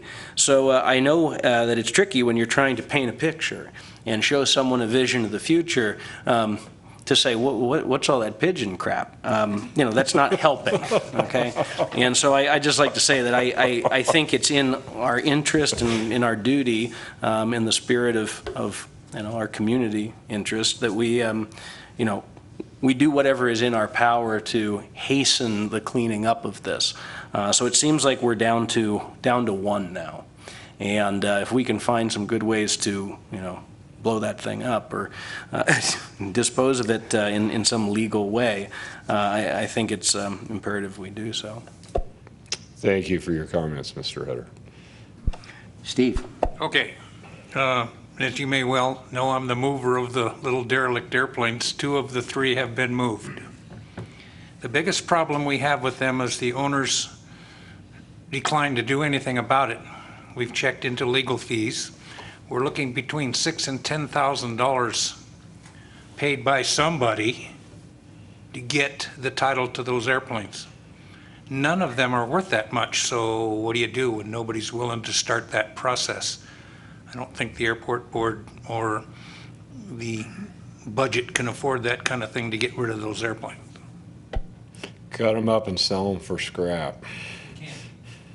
We don't have title to them. They will not sell them. I tried to get them to donate, but the liens against the airplanes right now exceed the value of the airplanes. Right, and again, Steve, probably my biggest issue going back 20 years and working on the airport is that ground that those planes got parked on was never available for lease. So, I'm very concerned that Tim, I don't want to belittle him or anything, leased it out and is collecting money on ground that was, from my understanding, because I had clients and myself that looked at potential hangars there, that they said no, absolutely not, that ground cannot be leased. And that was an airport policy going back 20 years ago. And, things happen, I understand. So it's something that I feel, as somebody who invested considerable money in property, understand what the policy was, because we have a dedicated through the fence access. Once we determine our through the fence access, quite frankly, this airport then again has the ability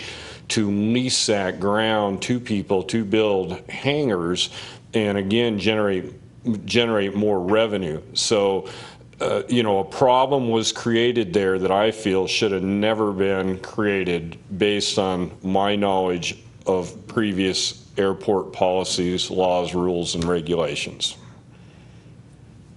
Well, it seemed in our best interest at the time when we were doing the asphalt to get the airplanes away from the new asphalt, and they were never brought back. That's our problem.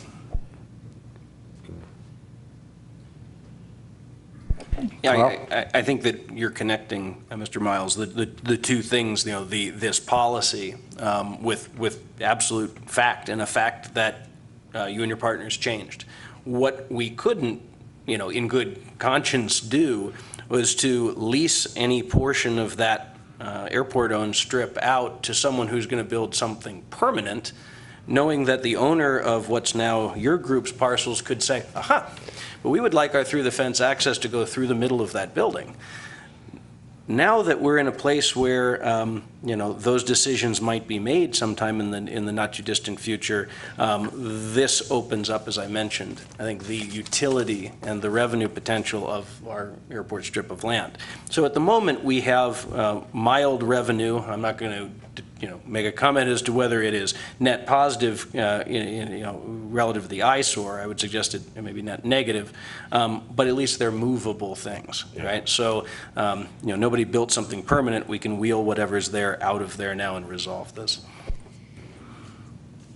Phil? Yeah, I would like to add support to your concern about the fact that that pigeon airplane is a health hazard. There is a disease that you can get from pigeon crap if you happens to land in your eye. It's toxic plasmosis. Bad thing, make you blind, does other things. So if you happen to be out there, make sure you wear sunglasses. Also, it occurred to me, we may have gotten rid of those coyotes a little bit too soon. If we could have given them an entryway into that airplane, it would have solved the pigeon problem. I think we would have had dead coyotes when they went in there. He's blind. Yeah.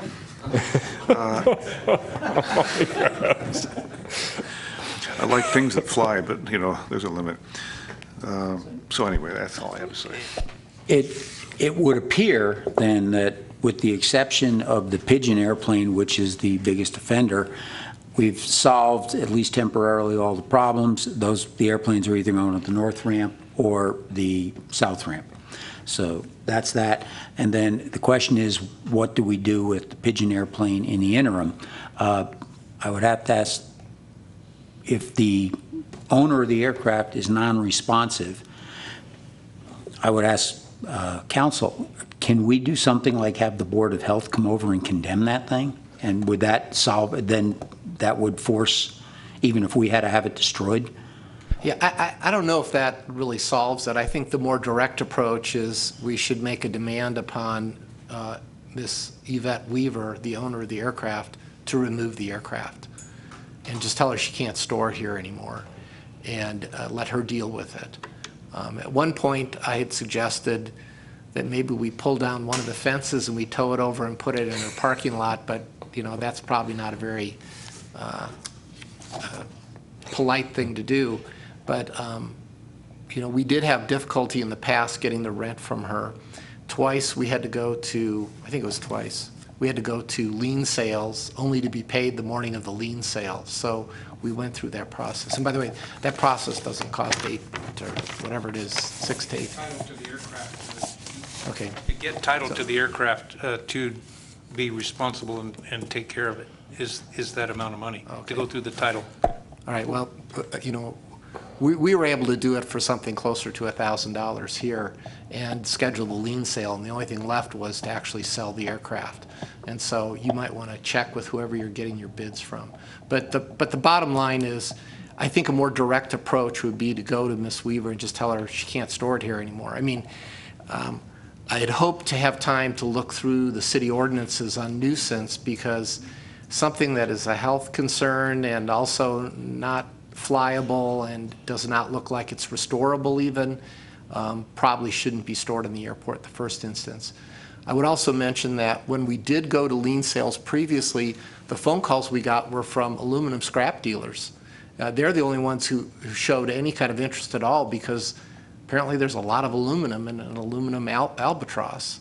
But I think somebody else commented to me that they'd probably need hazmat suits to come cut it up. I don't know. But my recommendation is that we go directly, and if you'd like me to do that, I'm happy to send that letter to Ms. Weaver. And I'll just add, Steve, unfortunately, owning other rental properties, I've had success in going to the people who actually have the lien on the aircraft. So, for instance, if a Harley Davidson lent on that airplane and the previous owner had abandoned it, you can make a demand of Harley Davidson to deal with the plane. And they might say, rather than dealing with it, they just might give you the title. But I've had good success doing that, because there is a liability with the lien holder. And again, that's legal stuff that's beyond me, but I know I've had success with other equipment and abandoned property, getting rid of it that way. We've looked.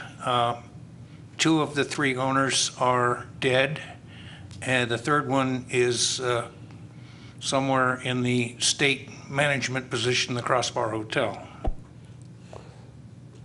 So we can't, we've attempted to contact these people, and the lien holder is the owner of the tie-down leases, and he's refusing to me so far to reduce that. We could probably do a lien sale and buy these for $1 or $2 and then pay the lien holder a fee to less than the value of the airplane to get rid of them, and then we could dismantle them and haul them away. Those are, what you're talking about is the issues of those are not the airport, the authority that's involved in those. That's the No, that's these Sterling. these were on the Sterling Air lease, Okay. and we moved them for the paving. Okay. All right. And you're moving them back to the Sterling Air Okay. lease. But true. in the interim, just to deal with, we've solved, all the problems have been solved except for the ultimate offender. And is there something we can do with it? I don't think anybody wants to go near it, but is there something we can do with it at present? We got someplace else we could tow it? I mean, we don't have, do we not even have a mechanism to tow that thing? Yeah, I have a thought. Steve made the suggestion, or at least the thought, presented the thought that it would be nice to open up the fence and tow it through. Okay. Our airport is right adjacent to the fire department, and they have vehicles out there that they like to practice on. Now, Yvette Weaver, one of the reasons I think she doesn't want to sell it is because she's sentimentally attached to it because it was her, her late husband's project. She might, be willing to let it be cremated. If we presented it to her properly, we might be able to get rid of it that way. And the fire department, it would be nice if they had a real airplane to practice on too. So it'd be good for everybody. It's an interesting thought, but we still have to somehow physically move it to accommodate Mr. Miles' issue with prospective purchasers seeing the land-bound pigeon coop as the first thing they see when they come to look at the property. I'm asking, is there something we can do with it in the interim? Because if you've had very little luck getting response from Ms. Weaver, then I don't hold out hope that we're going to solve in the next 30 days, getting something. I believe we should try, and I believe that we should take up counsel on his offer to write the letter. But in the interim, is there something we can do to get it out of there and move it so that it's further away from people or places? The only place I think we've got left is somewhere well back in off the old dirt runway. The problem with towing it back, I don't know how you tow it back there though, because it's basically derelict. The only thing that I could think of as far as where to put it is where it was some years ago, was on the center triangle, the old dirt runway. Getting it there, I would suggest a crane. There's one large enough to pick it up and move it with some people guiding it.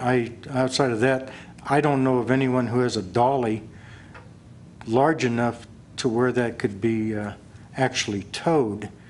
Might ask around and see what I can find. Well, I guess the status of it being on that patch of ground in exchange for money is on effectively a month-to-month tie-down. Is that sort of the legal structure that would surround that? So would step one basically, I think as was recommended, be informing the owner that basically the lease is terminated, that this spot is no longer available for aircraft storage, then we have to somehow stop accepting the money. But I'm sure you guys know how to do all that, right? I think that really, to get this to an action at some point quickly here, we need to start that process in motion. Whatever it is that one has to do to tidy this up and send official word that you are no longer welcome to park the airplane there for any amount of money. I don't think that it's necessary to give a reason. I believe we can just say, look, we've decided that your aircraft is not currently registered, and it is not. It's the only aircraft over there besides the small ones that is not registered. And because of that, that's enough to have it removed from the airport. So when it was on the triangle originally, I was still receiving a tie-down fee for it. Even though it wasn't tied down, pigeons were holding it down. So we just gave them a new place to roost. Yeah, I do not want to personally entertain any moving this at our expense, at someone else's expense. I mean, this game of, of whack-a-mole would continue forever. It's time to make this go away.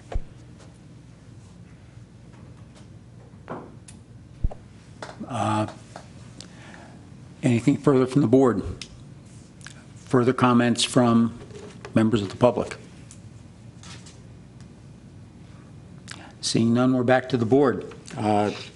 We stand in need of a motion or not? Do we need a motion, or can we just give council directive to begin the process?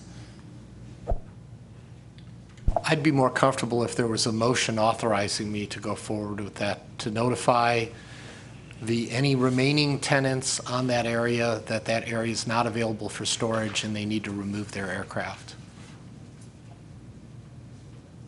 I move what Steve said.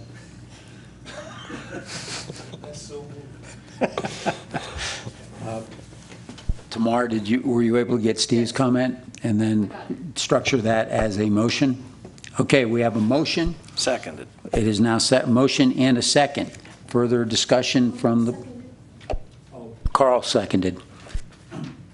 We have a motion and a second. Any further comment or discussion from the board? Members of the public that would like to comment on the motion? Seeing none, we're back to the board for a vote. All those in favor of the motion as presented? Aye. Aye. Those opposed, if there be any?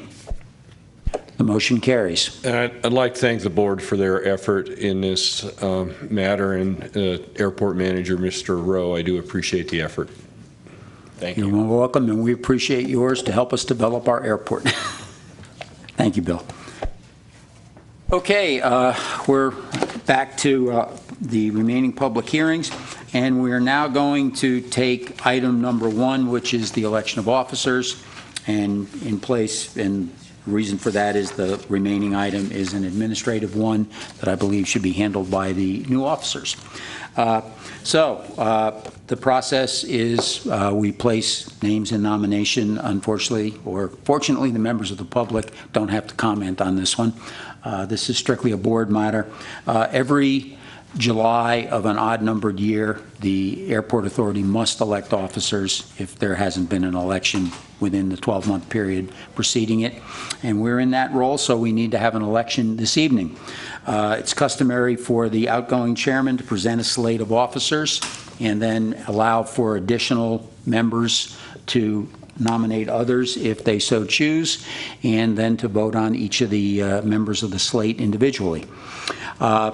So as outgoing chairman, I would like to nominate as the next chairman, Mr. Carl Hutter. I would like to nominate as the vice chairman, Mr. Don Peterson, who has had a great deal of experience in our efforts. And I would like to nominate Mr. Morris White as our treasurer for the coming however long anybody cares to stand in these offices. Those are my nominations. I open it up to other nominations if there be any. I don't have any nominations, but it sounded like our first guest of the evening was disputing that. And is this going to cause us a problem next month? Yeah, Mr. Murdoch apparently is not happy that he was not appointed. There was some gross inaccuracies in the article that was written in the newspaper by your company, Mr. Posick. And I don't know where he's going to take that, but we're not the appointing authority. The Board of Supervisors is. The advice that they were given was advice from the DA's office. He apparently didn't listen carefully, nor did the author of this little article. But if he's got a problem, he should be talking to the district attorney. Apparently, instead, he prefers to complain to everybody else and write articles in the paper instead of treating it like a more mature individual. I wasn't necessarily referring to Mr. Murdoch. I was referring to Jerry Vaccaro when He made the insinuation first, so that's who I was picking on. Well, I guess it doesn't really matter. The Board of Supervisors is the appointing authority. So if you're suggesting that because somebody came up here and spoke to this body, that somehow invalidates an action by the Board of Supervisors, I can tell you right now it does not. Those people should talk to the DA's office if they have an issue.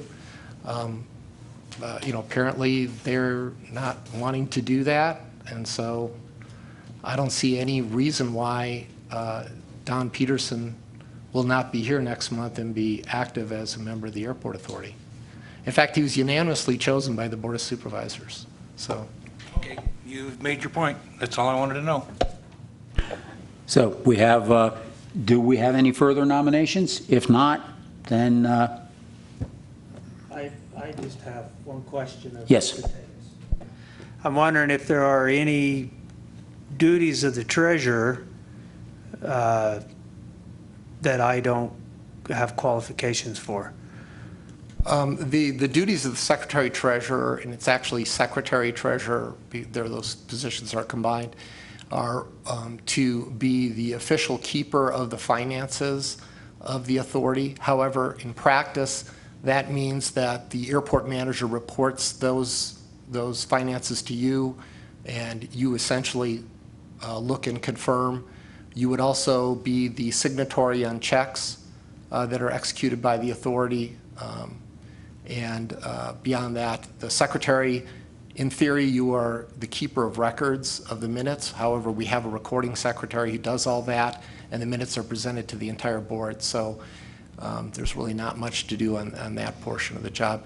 The only other requirement is that we are required to maintain a surety bond for the treasurer, and that's something the airport does at its expense. If it later turned out that we couldn't get a surety bond on you or something like that, we would have to revisit it. I find that highly unlikely, and so I'm not aware of anything that would disqualify you from the position. Thank you. Okay. Our first order is to vote on the chairman. All those in favor of Mr. Hutter as chairman? Was there a motion? Was there a motion and a second? I don't think a motion is made when you're voting on officers. There's nominations. The And then- nominations are closed, and then Was there a you. second? I didn't hear who seconded. Okay, when officers are elected, there is not a motion and a second. What happens is the rules of order state that nominations are open, nominations are made, nominations are closed, and then a vote is taken. If there's more than one person nominated for a position, then a vote must be taken in a method under which you can determine who is the successful person. I don't remember if the chairman closed the nominations, but Well, I said I see no further nominations, but I will, for the record, state that the nominations are now closed, and we need a confirmation vote. I'm just simply asking for a vote. Do you want to do them one at a time, or you just want to vote all three at once? Do them one at, Nope. We'll vote one at a time. All those in favor of Vice Chairman Hutter taking over as chairman of the Airport Authority? Aye. Aye. Opposed, if there be any? Seeing none, Mr. Hutter is now the new chairman. All those in favor of Mr. Peterson as vice chairman? Aye. Aye. Opposed, if there be any? Seeing none, Mr. Peterson is the vice chairman. All those in favor of Member White as treasurer, secretary treasurer? Aye. Aye. Those opposed, if there be any? Seeing none, Mr. White is now the Secretary Treasurer. And with that, I hand the gavel to Mr. Hutter for the final items of the meeting. Well, first off, I want to say thank you very much to the members of this authority and the staff for all of the great work that we've done together. In my term on the authority to date, I really appreciate the vote of confidence that you've all expressed tonight. That means a lot to me, and I very much look forward to serving in good faith and in good spirit to further the interests of the airport and help us execute our duties to Carson City and our airport tenants and all these communities. It's a great honor to have the opportunity to do so. I also would certainly like to acknowledge and thank outgoing Chair Guy Williams for his great service at the helm, his continued service on the board for some time yet, I believe, 2 months, and for his friendship and leadership here on the authority and in the airport community. You've certainly been a real citizen of the airport, and again, thank you for your service and volunteering. And as we go forward, I certainly will look forward to working with you, Morris, as the Secretary and Treasurer, to Mr. Peterson. I suppose once he is sworn in, or is that all done, and I guess that's done and done, when he makes it to the next meeting, and of course, everybody else as well. So moving it right along, we are now at item number 6 on the agenda, and I guess it really is 6. Kupal item was taken out, so item number 5, discussion and possible action regarding the posting of support materials on the website, publishing the agenda, and supporting materials to the public. And I suppose that's with regard to our meetings in advance of our meetings. Member White. Yes, exactly. I feel it's vitally important that not just the agendas, but the support material be posted so that the public has an opportunity to understand what we're talking about. A good example of that is just tonight with the map for the addressing. I'm not sure that anybody in the public, had they even been aware of it, would be able to have made a comment. So I have been in discussions with Tim in regarding to this, and I believe Tim may have some update on how we might go ahead and get this accomplished. There's not a big problem with posting it on the website. The only thing that I'm concerned about is the size of some files. We get some pretty large files, and that could be a problem posting some things, but anything could be modified down to size in order to at least cover the items that are being discussed. So I think that's easily done, and I think it's a very good idea.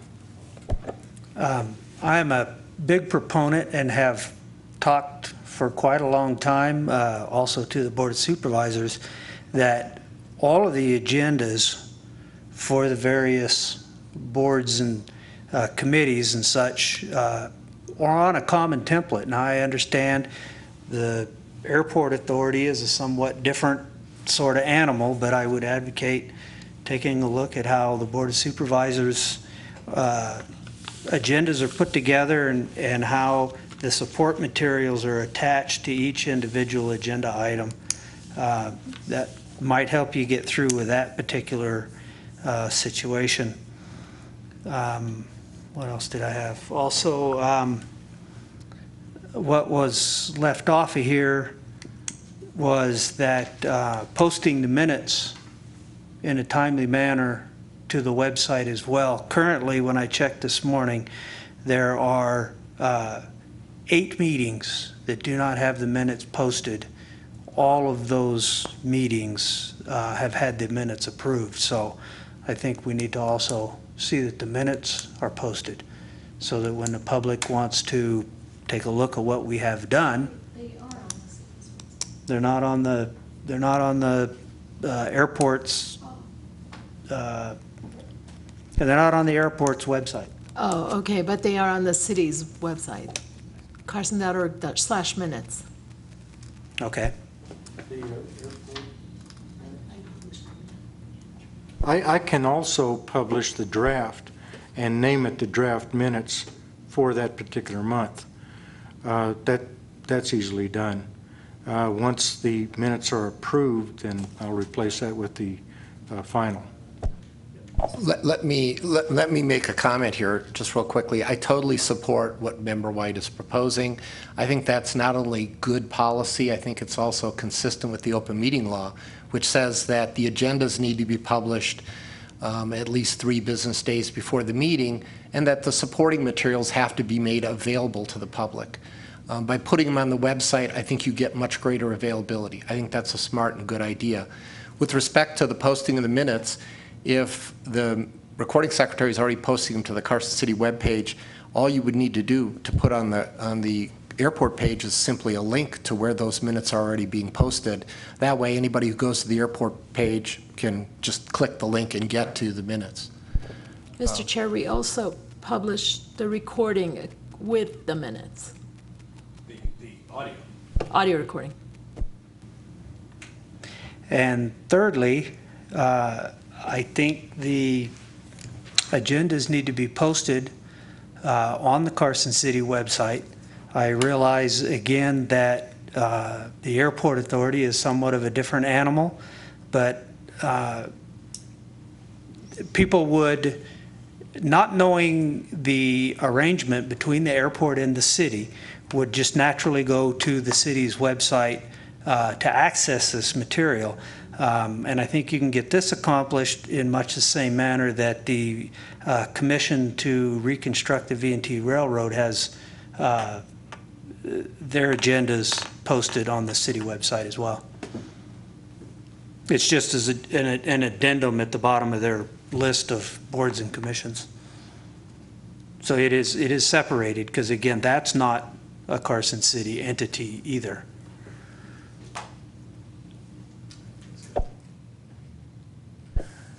Well, thank you, Member White. I would turn this to the board. Maybe my first question, if I could take a stab at it. With regard to minutes, correct me if I'm wrong, but I don't believe that it is appropriate to be publishing minutes in a draft format. The minutes aren't the minutes till the minutes are approved. Is that a correct understanding, Mr. Takis? That's correct. That's one of the reasons I suggested just do the link to the minutes that are actually approved.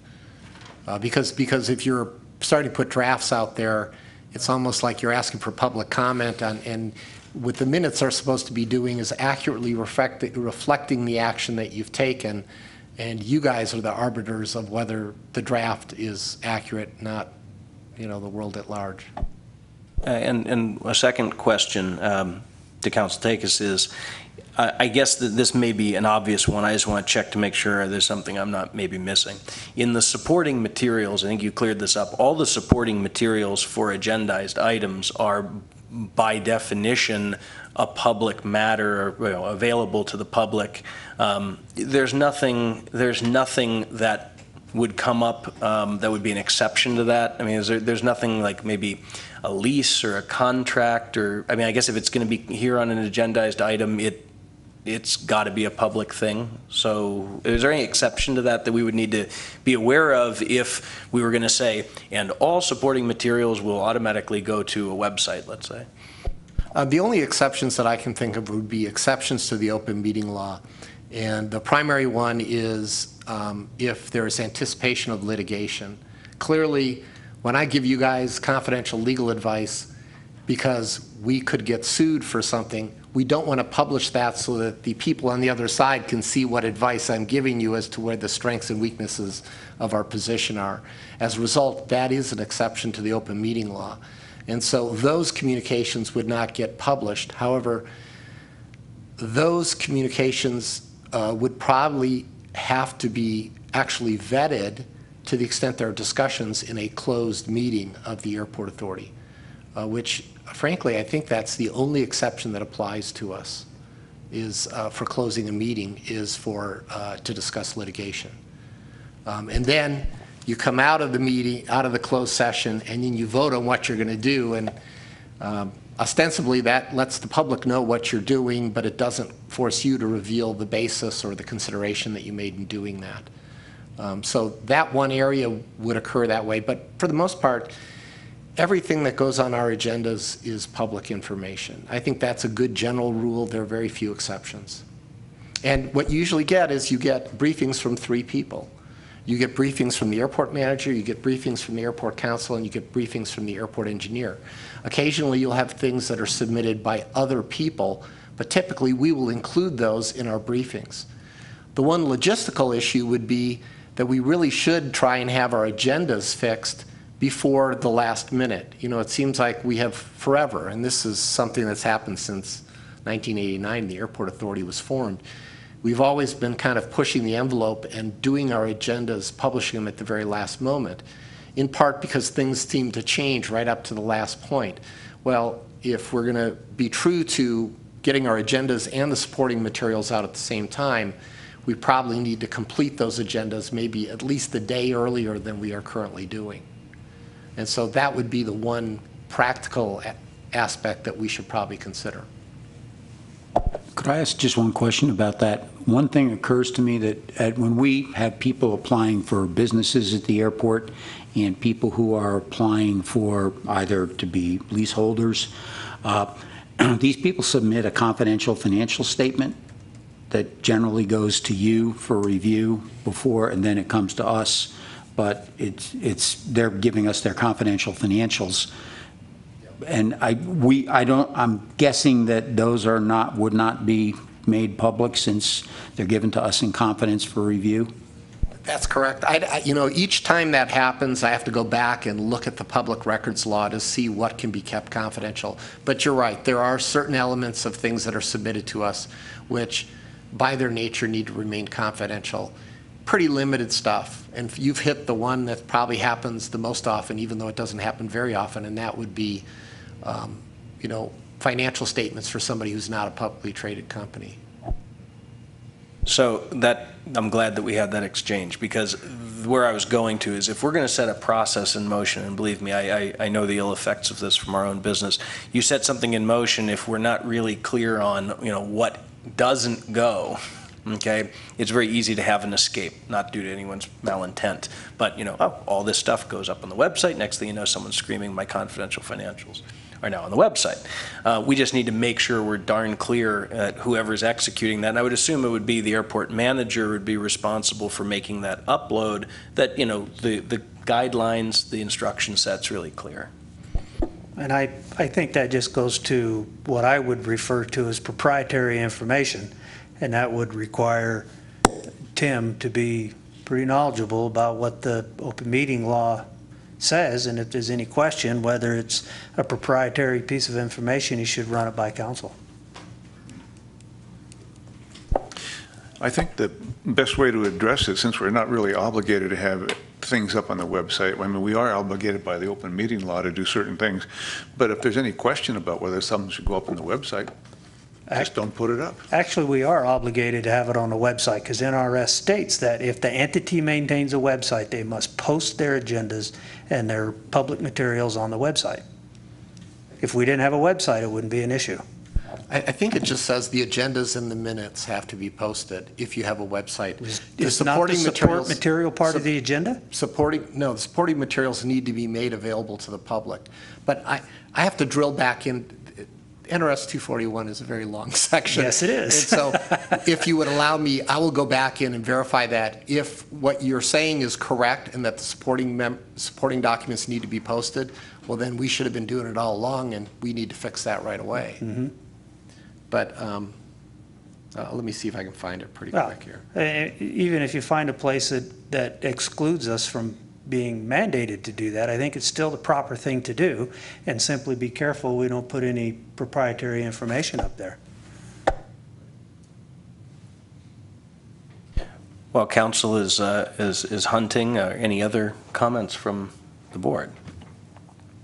I would say that I think this is best practice, and it's something that implemented properly in an efficient way, I think is not only convenient, but is modern and, you know, really speaks to the spirit of making the information widely available. And I do mean the supporting materials as well as the additional posting location, basically, of the agenda, as you described. I think that really this is probably more a matter of technique now. But to that end, there is some website modification I would imagine we have to do to host that information. I mean, not serious modification, but we need to create a place for it.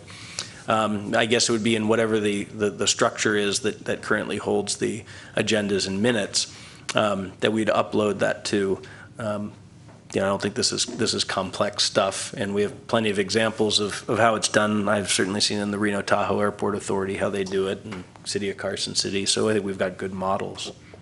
Council? So I reviewed the statute quickly, and it does directly address proprietary information, saying that that is not made available to the public.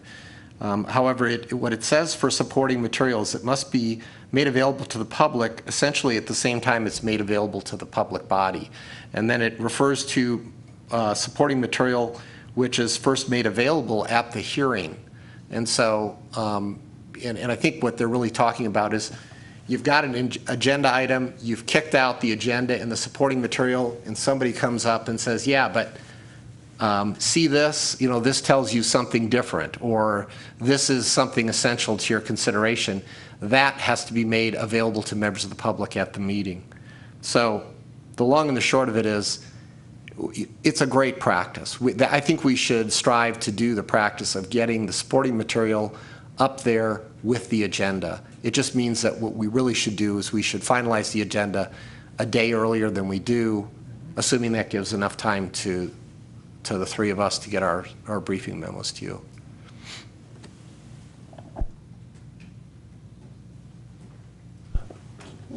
Well, I suppose that this is really action, all of which the airport manager can take, but it feels good to me that that we encode that in a motion.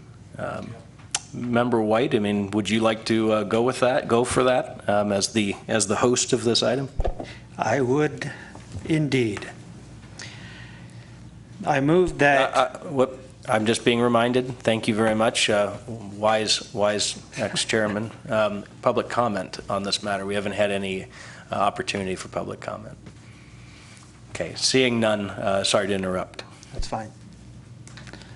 I move that going forward, each agenda support materials be posted to the website, that the agenda be posted to the Carson City website, that the minutes be posted to the airport website in a timely manner, that the airport agenda be modeled in the same fashion as the Carson City Board of Supervisors agenda.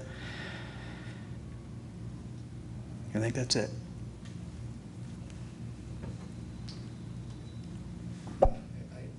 I just have one question that I didn't understand. The very last portion, are you saying that the format that we're using for the agenda should change?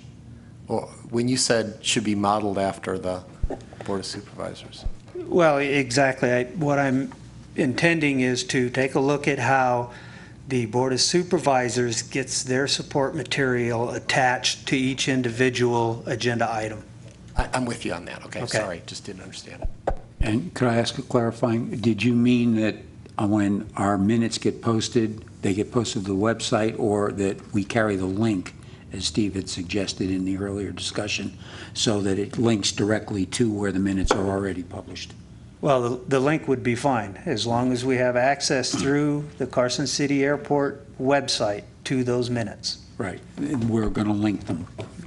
Okay. Maybe just another point of clarification to where Steve was going. Maybe I'll ask it a different way. Are we proposing to change something about the format of our agendas as we see them today that would mimic an agenda that I'm not personally very familiar with? Or is this indeed just the manner in which the materials are presented on the website? Just sort of how they're bundled? Just basically how they're bundled to the website. Because our public comment recitation is different, and there's a couple other things that are different. No, I'm speaking specifically to how they get them attached to the individual items. Thanks for the clarification. So we have a motion. It's in need of a second. I'll second it. Okay, we have a motion and a second. Turn that back, I think, for public comment, which I imagine there may not be any. Seeing none, that goes back to the board for further discussion. Seeing no desire for further discussion, we have a seconded motion and we're in need of a vote. All in favor of Member White's motion, say aye. Aye. Aye. All opposed, if there be any. Hearing none, the motion carries unanimously. Okay, that is the end of our public hearings section of the agenda. We now move to item number G and following non-action items, starting with the airport engineer's report. Mr. Fitzgerald. Well, we have two pending, well, actually one pending and one recently approved grant that came from the FAA. The obstruction light grant, we're trying to still move forward. Tim has got some new information today about the obstruction lights on the hills. He'd be a little bit more, he'd have more expert on that. We're just trying to get it funded through the FAA. The second one, the North Apron design grant came through the end of last week. It has been sent back to the FAA as approved, and we are got our contract signed today to begin that design. And further along in the next couple of weeks, we will be determining the utilities, places that we'll be tying into on existing pavements and so forth. We will also want to be setting up meetings with the tenants around the North Apron to discuss their thoughts on the project as well as access and phasing. So we'll be getting that scheduled here pretty soon. And once we have an idea of the timeline on that, we'll present it back to the board as well. And then our goal is to get the design completed by the end of the year so that we can go out to early bids and have hopefully grant in place to start construction early next summer on phase one, potentially phase two, depending on how the cost structure is on that. That's all I have for you at the moment. Any questions? Questions for the engineer? Yeah, what's the AIP number for that one that was approved? It's 29. Yes. They were reversed previously, and since we received the grant and it had 29 on it, we renumbered.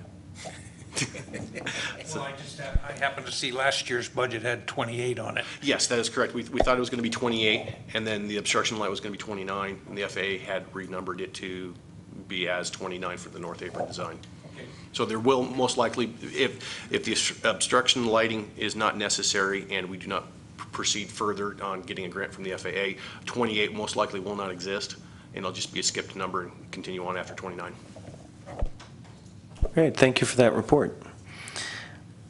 Good to hear that we were able to secure that.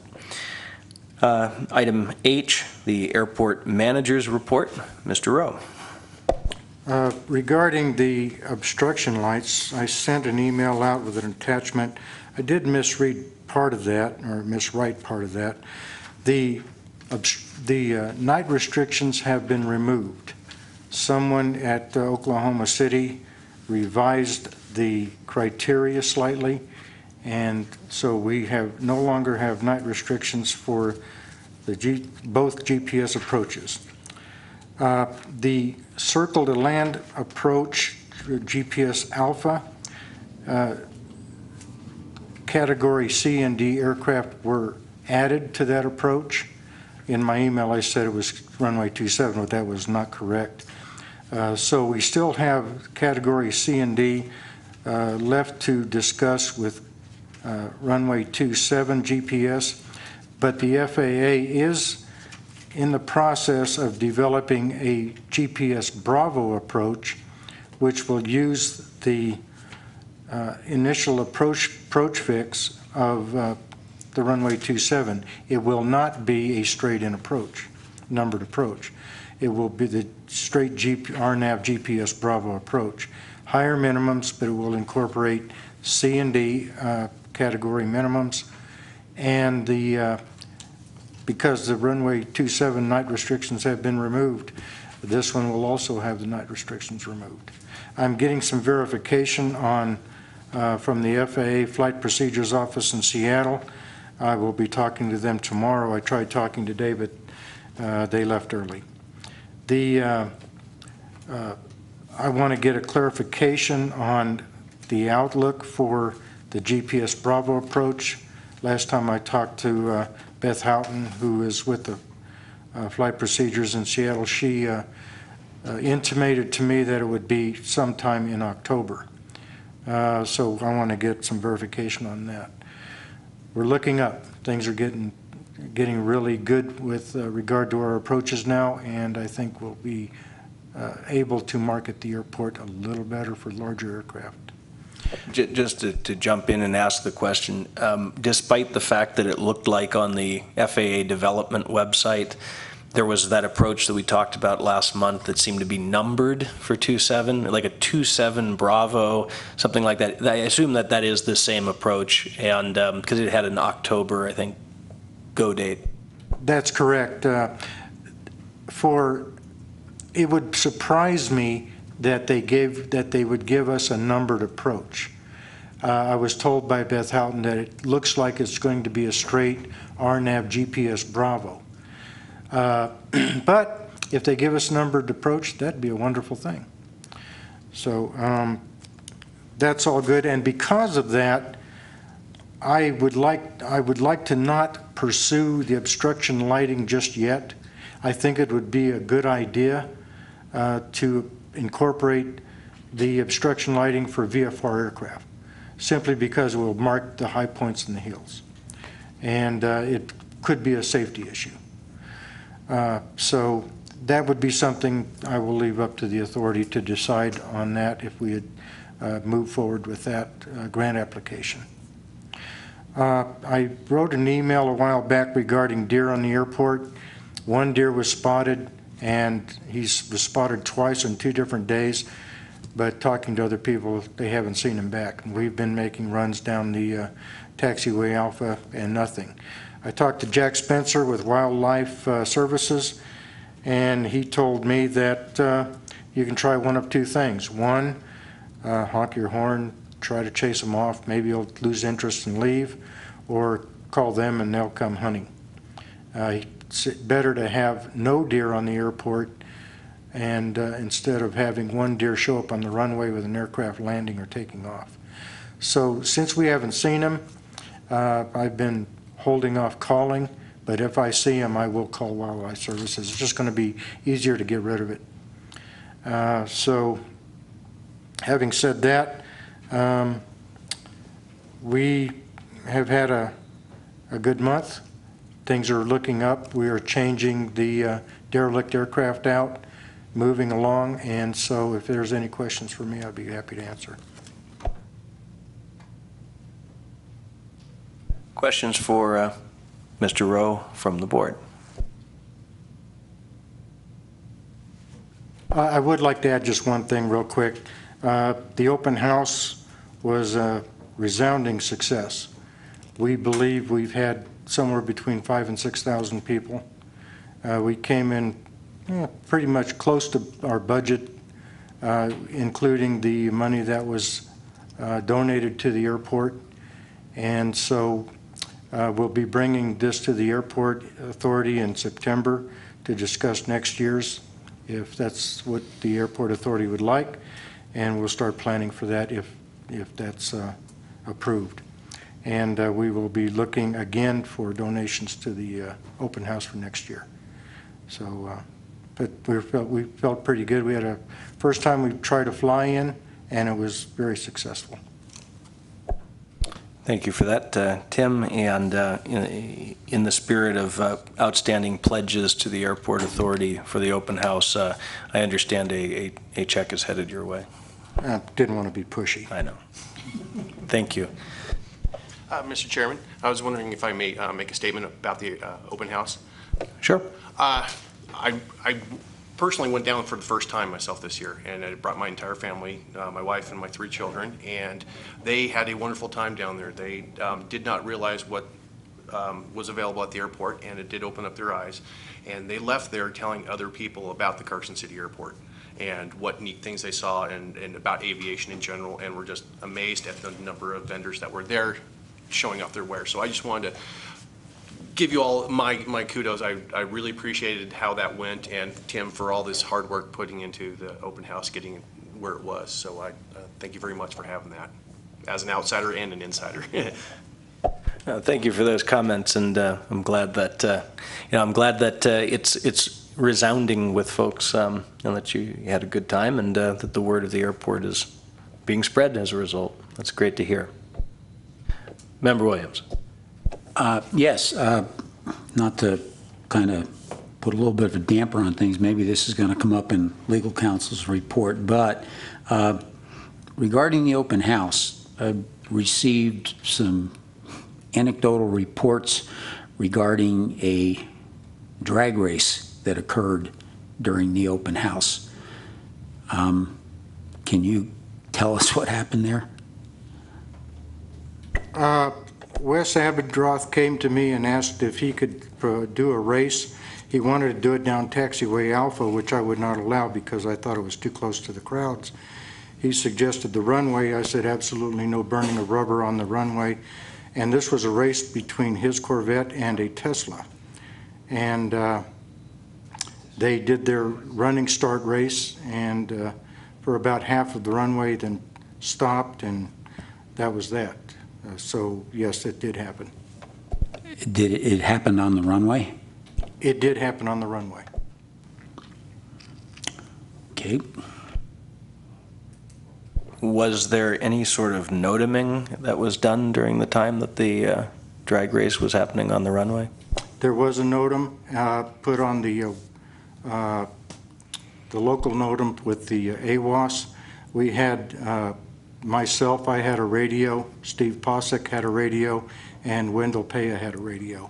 So we had the airport covered for communications during that period.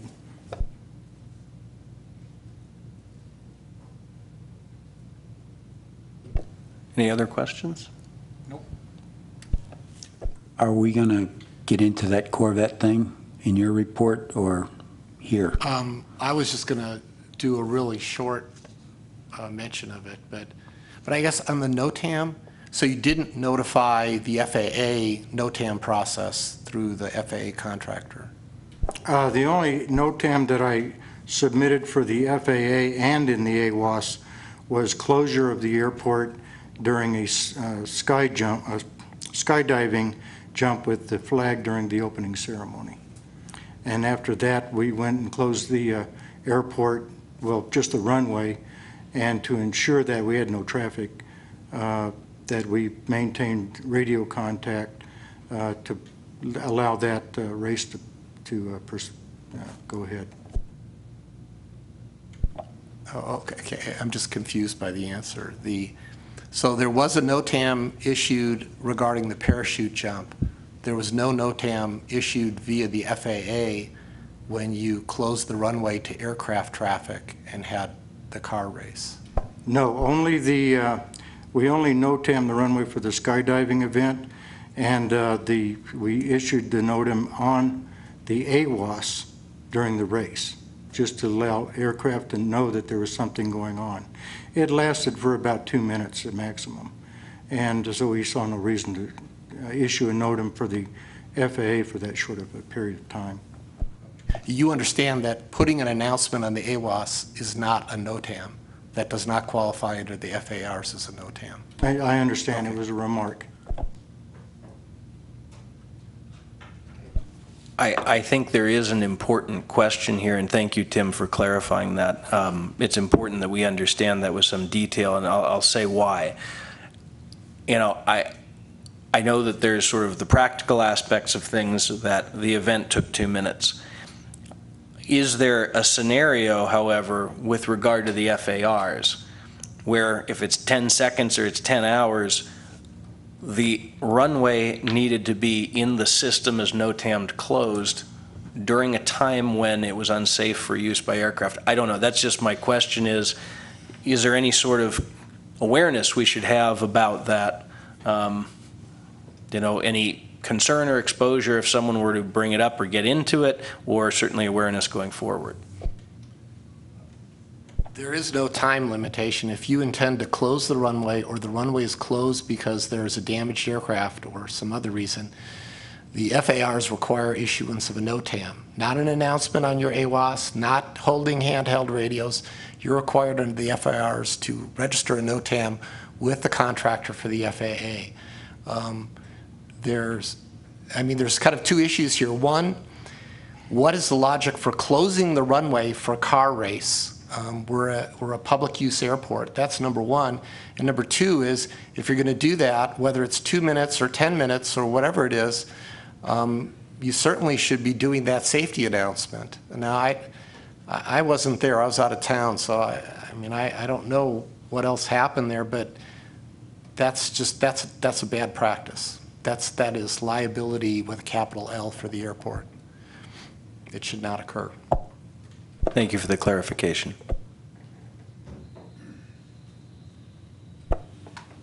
Any other questions? Okay. Member Stotts. Yeah, I think that Tim has the authority to close the airport if he wants to. For instance, in cases of if there's an airplane crash or something happens on the runway that would make it a wise idea to close the airport. That's not something that can go to an FAA NOTAM. It's a pretty timely kind of an event. So it seems to me that he ought to be able to close the airport. You know, he had, like he mentioned, he had 3 people on the radio saying that this was happening. He had it on the AWAS. So it seems to me that it was an all right thing to do. I don't see that it could be closed as far as the official NOTAM process goes, and it was on pretty short notice too. If there's anything, you know, that probably amiss here is that there were a number of things that came up during the open house, guys that had ideas at the last minute, which would have been pretty good ideas, but they just came up at the last minute. And I see this as the same kind of a deal. Now, I want to know, does Tim have the authority to close the airport if there is an accident or an incident or some blockage of a runway? He definitely does.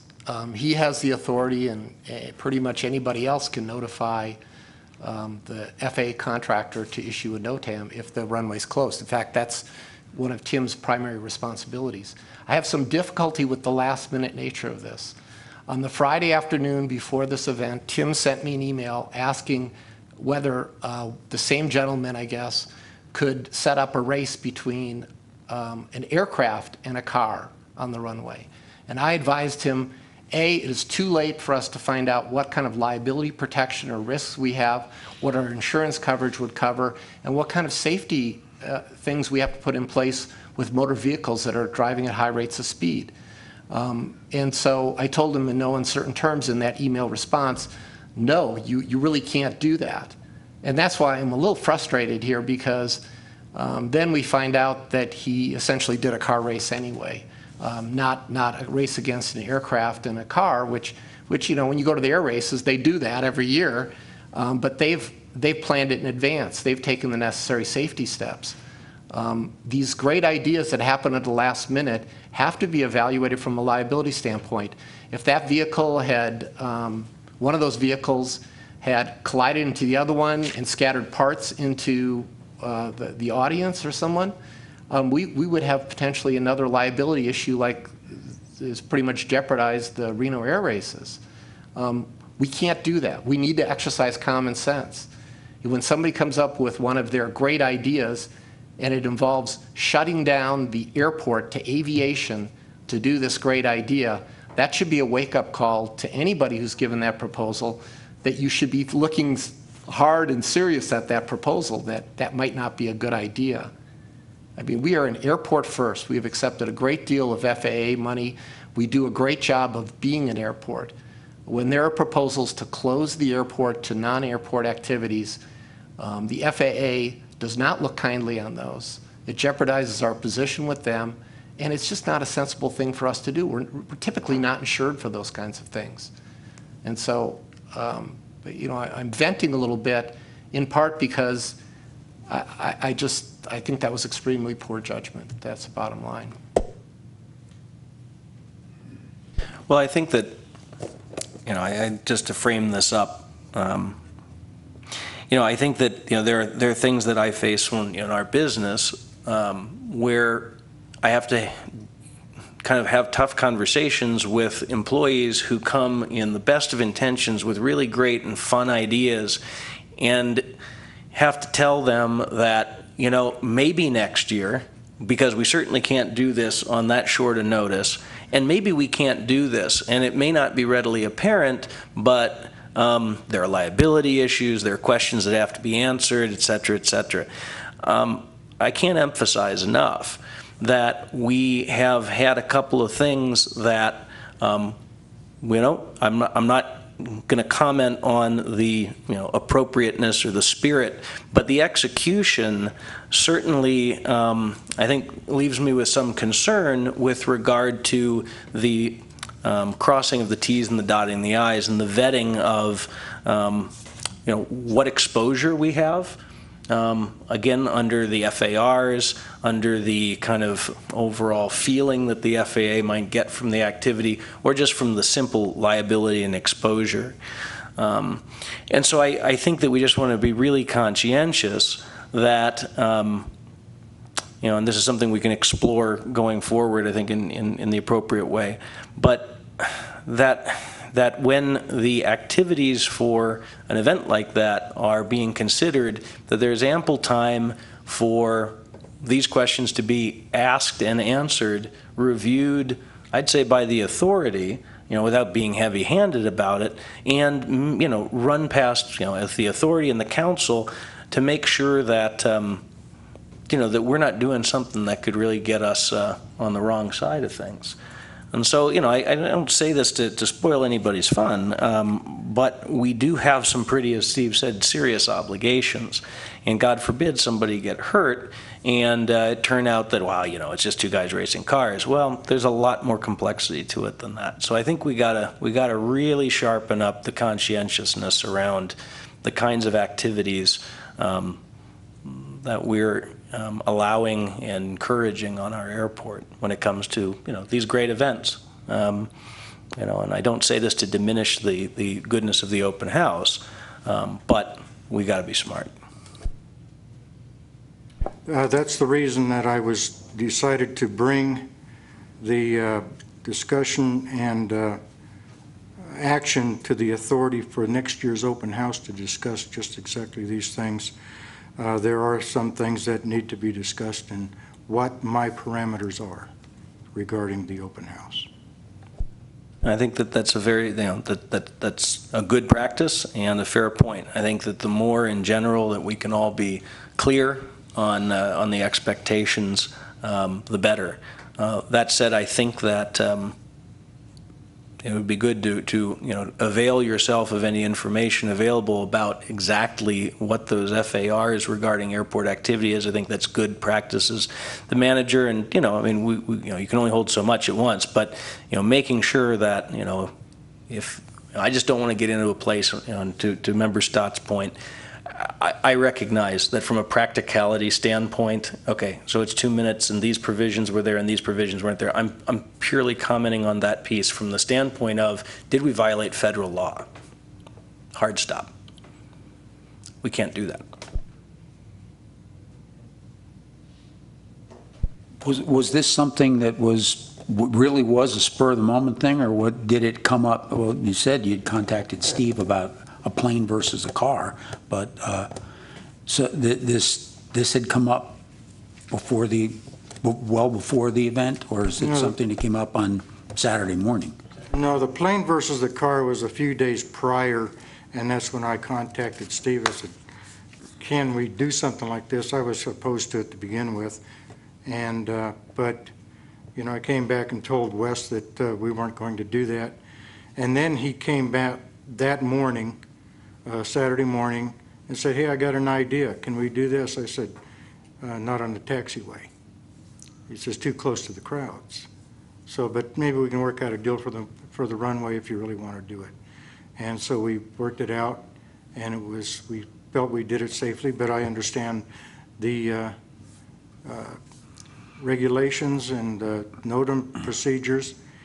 So we will not do this without well, I'm not going to do any more car races. This brings also to the effect of the model airplane remote control guys. That's going to have to change. We won't do that again next year. It's a big draw for the crowds, but we will be an airport first. Yeah, you just brought up, could I ask, yeah, you just brought up I understand that there were drones operating on the airport. Is that right? Not drones, so to speak. The drone zone from Reno was there. We had robotics going on in the Sterling hangar. The drones were operated under a canopy within a netted area. So no, they weren't being flown around the airport. I think what he's talking about, Tim, was the radio-controlled airplanes that were flying. The remote-controlled airplanes were flying. They've been there every year, even from my understanding before I took over as manager. But this is going to have to be discussed when I bring it to the authority for discussion. If this is going to go away, then it's going to go away. No, my question was specifically to, I had heard that there were drones operating at the airport, and there are a whole bunch of, that's another bunch of violations if in fact that were occurring. Now, the thing that they do under the net in a building or whatever, that's not the same thing, but if these things were flying in open, what I heard is they were flying in open airspace. No, they were not at the airport. Okay. With respect to the drone zone, I personally gave them the money to buy that net so they could do that demonstration, and that does not violate the FARs. The radio-controlled and under 55-pound unmanned aircraft should not be operated on or in an airport area. In fact, the FAA guidance is they shouldn't be flown within 5 miles of an airport. Now, I wasn't aware that they had flown those before. I've seen them on display before. I know one year Bob Brogan wanted to fly them, and we told him he could not. It was too dangerous. He sent one up in the air anyway, and I know that the airport manager at the time, which was about 3 airport managers ago, had a very stern discussion with him based on the safety. I mean, it doesn't take much to collide with an airplane to cause a lot of havoc. And so it's just not a good idea, but clearly these are the kinds of things that should be talked about before the open house, because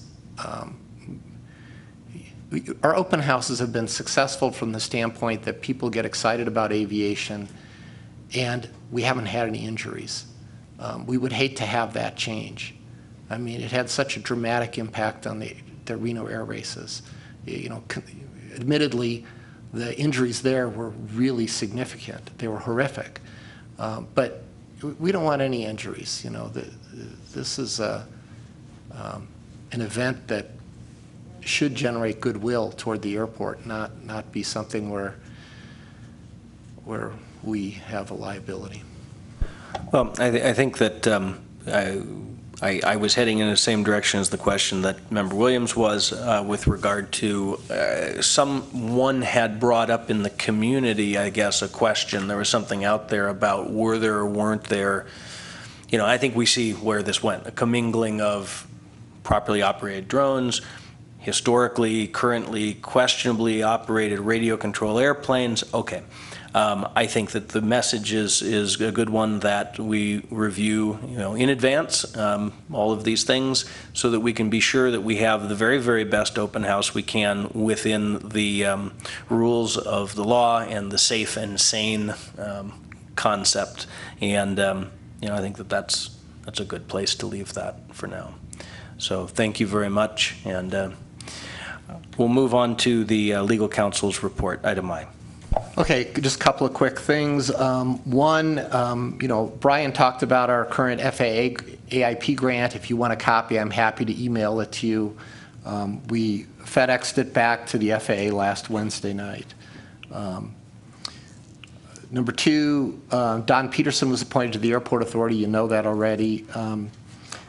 He should be back in Nevada around July 21. He had planned a trip to Ecuador many months ago. And so that's the reason he's not here tonight. He was very apologetic, but he also told me there was no way he could change that trip. He was the president of a major manufacturer on the airport. He's served once on the airport before. He's extremely bright, very sensible, and he is truly independent. During his interview, I was impressed with some of the things that he said. I know him only through the fact that he'd been on the Airport Authority before, but he is truly an independent thinker, and I think you will enjoy having his input on the Airport Authority. He knows a great deal about aviation and the airport. Number three, go ahead. A question on Don? Yeah. Has he been sworn in yet? You know, somebody asked me that earlier, and I didn't know, and so I don't know. If he's not, does his election as vice chair stand Yeah, tonight? it still stands. I mean, Okay. if for some reason he's not able to serve, then we would have to re-elect to that position. The third thing I had is that we've worked for many years with NDOT's aviation group. And there's a gentleman there, Matt Furedy, who's been wonderful to work with, very sharp guy, so sharp, in fact, that he has taken a teaching position at a university in the Midwest, and so he is leaving. We have met his replacement, a very pleasant and knowledgeable guy. His name is Kurt Haukool, and it's not spelled like I just pronounced it, but I think that is the way you pronounce it. It's Haukohl, but he has prior experience at the FAA, which I think should be helpful to all of us airports in the state of Nevada. He is the primary contact for all of the rural airports in Nevada, and also does the pavement inspections under contract with the FAA and a great deal of other things. And so if you see his name around or you hear about him, he's the new guy in the block. He's by no means new to aviation. I think he's older than Matt is, and he's seems like I said, a very decent guy.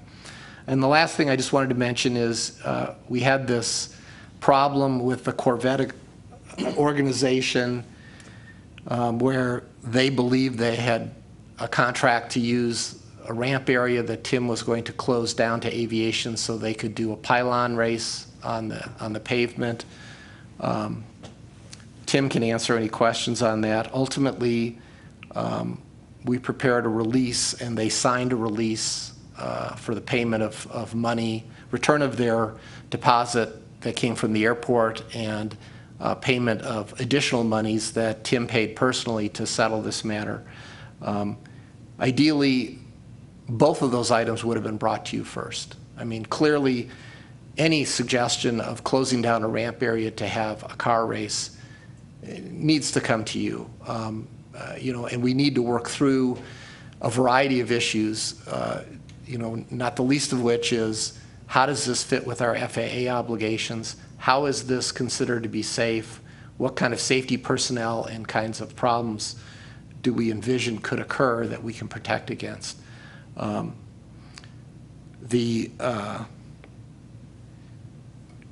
Initially, when I notified you, it was in anticipation of litigation because they had intimated, actually I think there was more than intimation to the chairman, that we could not cancel their event. Unfortunately, had this been brought to the Airports Authority back in April when Tim first started talking to them, we may have been able to vent those issues, and maybe they could even have showed up and explained some aspects of it to us. However, instead, they provided insufficient insurance binder that did not cover the Carson City Airport Authority or the City of Carson City. It was for the incorrect amount.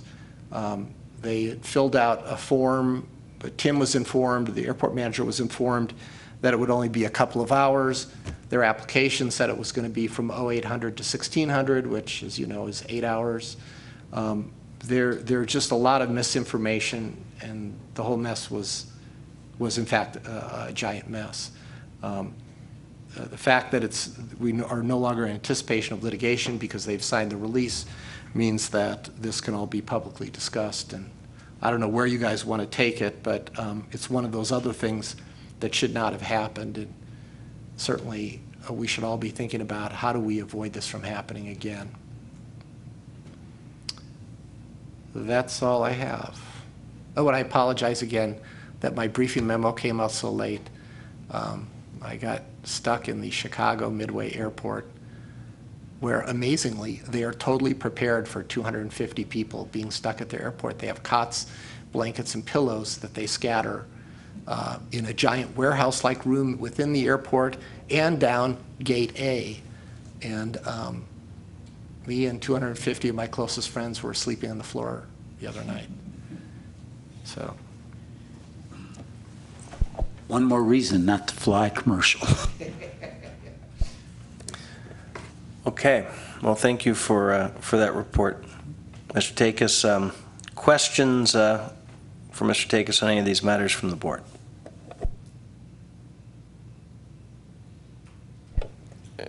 I guess I would turn to Manager Rowe and ask you if there's anything based on what Mr. Takis just presented to us that you'd like to comment on.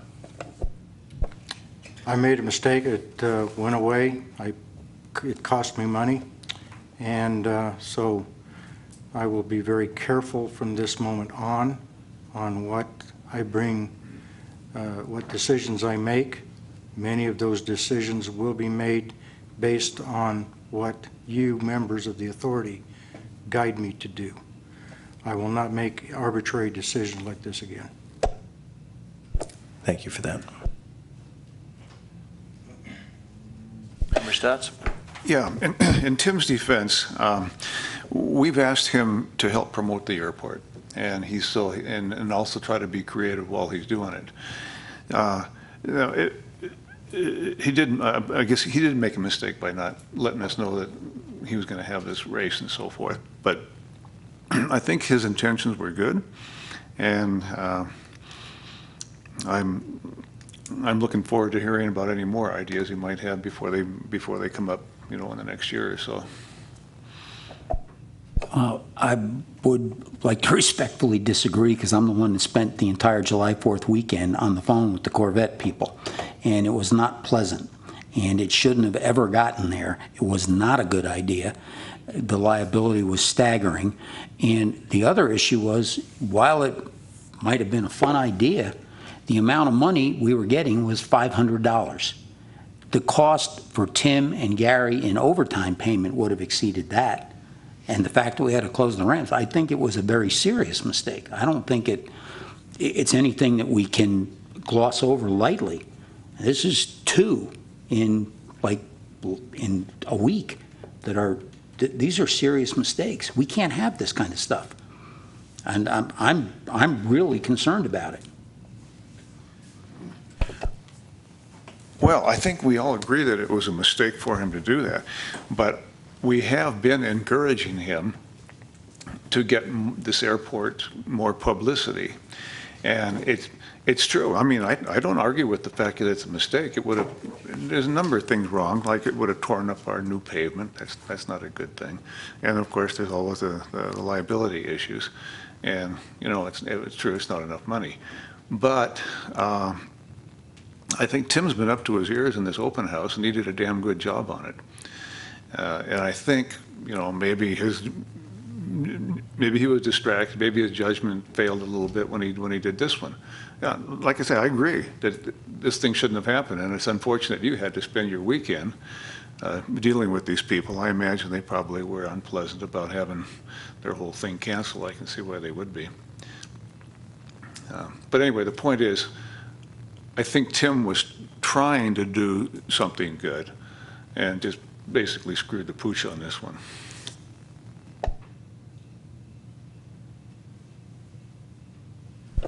Okay. Member Williams, do you have? No, I'm not going to. I'll leave it. Well, I was involved in part of those phone calls as well, and you know, I don't, you know, I really don't want to go on and on, but I think that, well, I'm just going to say that I think we want to be conscientious that in the spirit of building friends of the airport and publicizing the airport, it's unfortunate that this little event, which is not a little event, this is the 50th anniversary of the Western States Corvette Association, that they published to their membership as a highlight feature event during their itinerary, needed to be canceled and moved. And it sucks to be part of the team that had to break that news to them. Okay? And so we should not have been here in the first place. And I do feel it's appropriate to mention that it just was a bad sequence of events. And I'm not going to go further than that. But I think the point's been made. So we'll go forward from here and understand, that we're going to do a better job of evaluating these things in the future. We'll move on to the treasurer's report. Mr. Posick. Okay. At the end of June, which is also the end of the fiscal year, total checkings and savings came up to $474,865.11. With other assets incoming, total assets are $765,358.71. We have reserves left from last year because we didn't spend money on the lights, the apron design. The only thing that we have taking out of last year's money, and I don't know if it'll go to this year's budget, the reserve is $154,612.57. That's it. Thank you for that, Mr. Posick. A question that I think is maybe it could be an additional item, but I think this is a good place for it. Our company, ClickBond, is the contractor of record for the airport water line construction, which, as I think I reported last time, is now complete. We've actually just received the final billing for that from the contractor who did the work. And I just wanted to inquire as to what is the proper process for submitting that invoice to the airport authority. Do I bring that to you, Mr. O? Send it to me, and I will write the check and have the new treasurer, Member White, co-sign it. Great. And so that should be, that we'll do that next week. So you can expect that, and we'll get that matter closed. Item K, report from authority members. Are there any members who have information or items of interest? Hearing none, we move to our second period for public comment. Is there a member of the public who would like to address the airport authority? You can speak on items discussed on the agenda related to the airport. Comments are limited to 3 minutes per person or topic, and if your item requires extended discussion, you can discuss calendaring the matter for a future airport authority meeting. Welcome. And please state your name for the record. Dee Freebert. Oh, that's loud. Good to see you, Dee. Hi. I'm up here representing Carson Aviation Academy. I have just an advisory for the board. Carson Aviation Academy has entered into a teaching partnership with Charter College, and we will be offering an associate's degree program, and we will be the flight partner for Charter College. And so we're advancing and promoting the airport.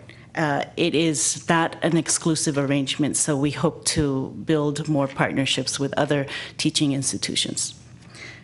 Along with that, I have a question. In the spirit of promoting aviation education, Charter College wishes to establish a kiosk internet capability to talk to the professors that they have remotely from our airport, and I would like to propose to install it in the terminal building. It will be available for the public to view, get out to the world and so forth to do research, access other aviation sites perhaps, and it'll be hopefully with your approval, installed near the simulators that are already in the terminal building. And I wanted to ask specifically if we need to put an agenda item on the next board meeting to evaluate that process. Well, first off, congratulations. Thank you. And that's exciting to hear that you're finding success in bringing programs like this to the airport. I just was curious quickly, what is the actual associate's degree in? What are they calling it? It's their fixed wing program, and it's a 2-year degree program. Our portion is to provide the flight instruction from 0 to CFI. Gotcha. Very cool. So with regard to and this would be a kiosk that's an internet access terminal, basically a public internet terminal branded with their information and probably loads the homepage of the school? As a default, but you can go elsewhere. So first off, yes, consideration of that needs to be an agendized item, which we can do. Now, I think everybody who's been part of this authority for a while knows the saga of internet connectivity at the terminal building, and no one more than Mr. Rowe. I think there's some technical questions that we will have to get to, but if the appropriate thing would be, would we need to discuss that as an agendized item, or is it really kind of letting the terminal building be used for something? I don't know enough about it to really fairly answer the question. I am as excited as you are. This is wonderful, the program that you're doing, and I can't imagine that there would be any objection to doing the kiosk. However, what we are talking about is allowing use of an area that's not currently leased any place, and so it's probably the safest approach is to put it on the agenda, figure out what it is you want to do, and then get permission to do it. Okay. And I mentioned the word lease. I don't mean to imply that you'd have to pay any money to use that area space. You can discuss that with Mr. Rowe, but I think something like that stands on its own 2 feet in terms of value to the airport. And if I may address Member Hutter, there is acknowledged technical difficulty in that building, as well as the configuration of the building, but I think we can work around all of those matters. There's a new hotspot type of technology that we can possibly use, and the expense, which is of course a concern for the authority, will be absolutely absorbed by Charter College for any additional services that are required. What we are essentially asking for is a piece of real estate where we can affix 2 monitors and a keyboard and something this size of an old-fashioned modem. And we have the furnishings to do that, which are already there. Great.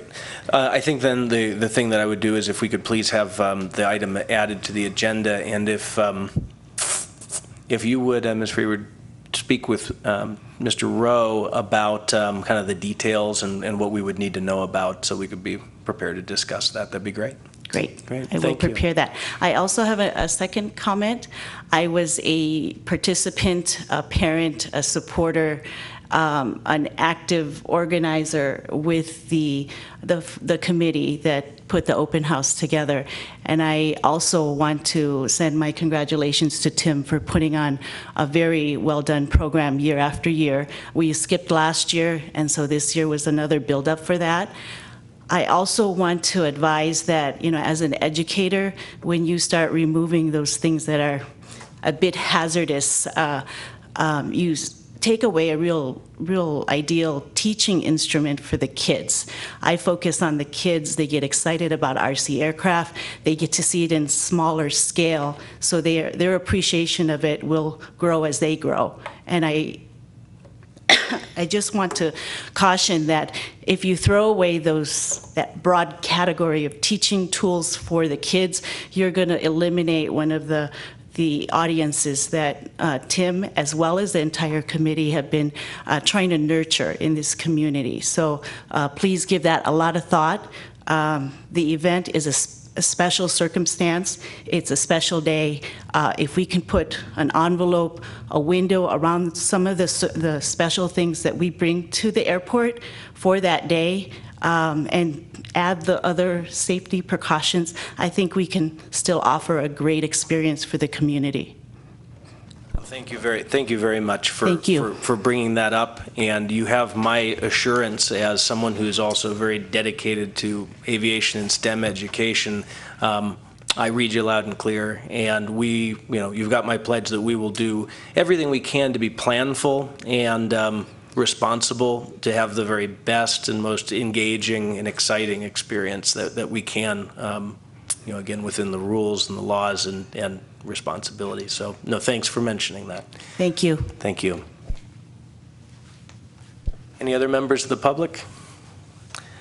Seeing none, a review of agenda items for the next regular meeting. We just got one. I would ask if there's anything regarding the tower activity, cricket, et cetera, that might be on there for sure. There might be two items. One item is Clearwire is we're still trying to find out what changes they're making. It may not require authority action. They've notified the airport that they want to change out some of the electronics on their position on the tower. As long as there isn't a structural problem and they stay within the same area they're in right now, that's something that their lease allows them to do, so there would be no need to bring that back to you. If there's a structural issue, then it becomes more complicated. The other one is Cricket, who has given us notification, although they haven't really done it the way they're supposed to do it under the lease, but they've given notification that they plan to leave the tower. Tim just received, I think today, and forwarded to me, the letter of authorization from Cricket actually saying that the contractor who's been talking to us is authorized to act on behalf of Cricket. That item, Tim has notified them that it would take airport authority action to decide how we're going to go about that termination. And by that, I mean Cricket has offered to either follow the terms of the lease and remove all of its equipment, its power, its pads to 2 feet down into the earth and everything, and restore it to the way it was before Cricket came. Or they've offered to pay us $5,000 and they will just take their antennas off the pole but leave the power lines in and the pads in, or give us $10,000 and just leave it all. I'm assuming they would still take some of the electronics because some of that electronics has use elsewhere, but for the most part they wouldn't remove the support structures that are on the tower for their equipment. And so that is a decision that you will need to make, and so that needs to be on the next month's agenda. We have asked, Tim has asked them in his email whether that will work with their time schedule, because they included a comment about, if we don't hear anything from you, we're going to just assume we have to do a total demolition. And so I think Tim did the right thing there in sending them a communication saying, hey, give us a little bit of time to respond. Our authority needs to make that decision. And so we'll see what they have to say. But candidly, the lease says they're supposed to give us written notification of termination. And until we got their authorization letter, we didn't even know exactly who we were dealing with. We're dealing with someone who claims to be acting on behalf of Cricket, who's not Cricket. And we've run into that before, where we've had people who've come to us claiming to be operating on behalf of AT&T or other major carriers, and it turns out they're not really. They're really out there trying to hawk a good deal that they can go turn around and go back to AT&T and say, hey, look, we can get you this better deal here we've negotiated.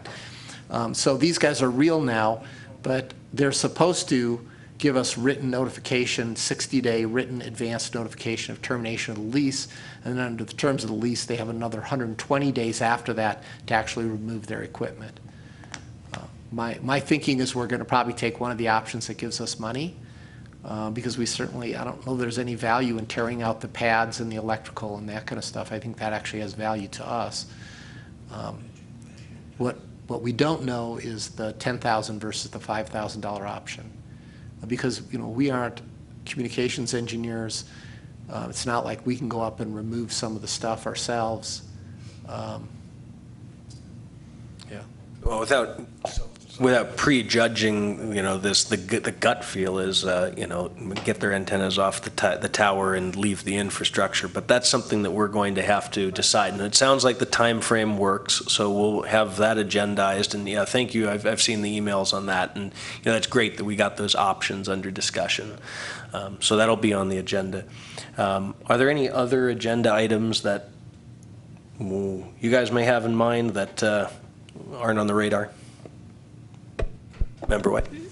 Just that laundry list of items that I had submitted for this month, but with this long agenda now at nearly 9:30, I agreed to put them off until next month. Those items have already been put on the tentative agenda for next month. Okay. Yep, no, good to confirm that those are captured. And there's one other item which we continued from this month, which was there were two actions that were taken in which Lee Griffin was either a moving party or the second on a motion. And just to clean up our record, I'd like to bring both of those back for you to just confirm the action of the authority. Neither one was an earth-shaking thing, but it's bothersome to me that there would be any kind of infirmity in our action. And that, of course, was driven by the fact that Lee was no longer working for he no longer met his qualifications to be on the authority, and he was still acting. It was innocent. Again, it was innocent motive. It's just that still not right. That has also been added to the tentative agenda for next month. Thank you, Tim. And the only other one I can think of is, would we maybe expect some further conversation and possible action on the Kupal hangar concept? Yes.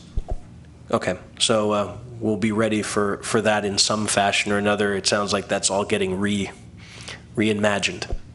What the holdup has been so far was the lot line adjustment with the city planning. Brian has been in discussion with them, and they are assuring us that they will probably have the lot line adjustment completed and approved by, I think he said next week. Yeah, one of our major hurdles has been overcome yesterday, and it should be just a final verification of one clarified item. We should be able to submit all the final documents, most likely by the end of next week. And then with that, the agenda item that will be placed on next month's agenda would be to consider approving moving forward with the appraisal for the old airport structures lease, and then the rest is up to you guys. Okay, well, we'll look forward to that. All right, well, it's been a long one. We did a lot, and maybe it's time to think about going home for the night. So do I have a motion to adjourn? So moved. Second. Moved and seconded, and all in favor of adjournment? Aye. We are adjourned.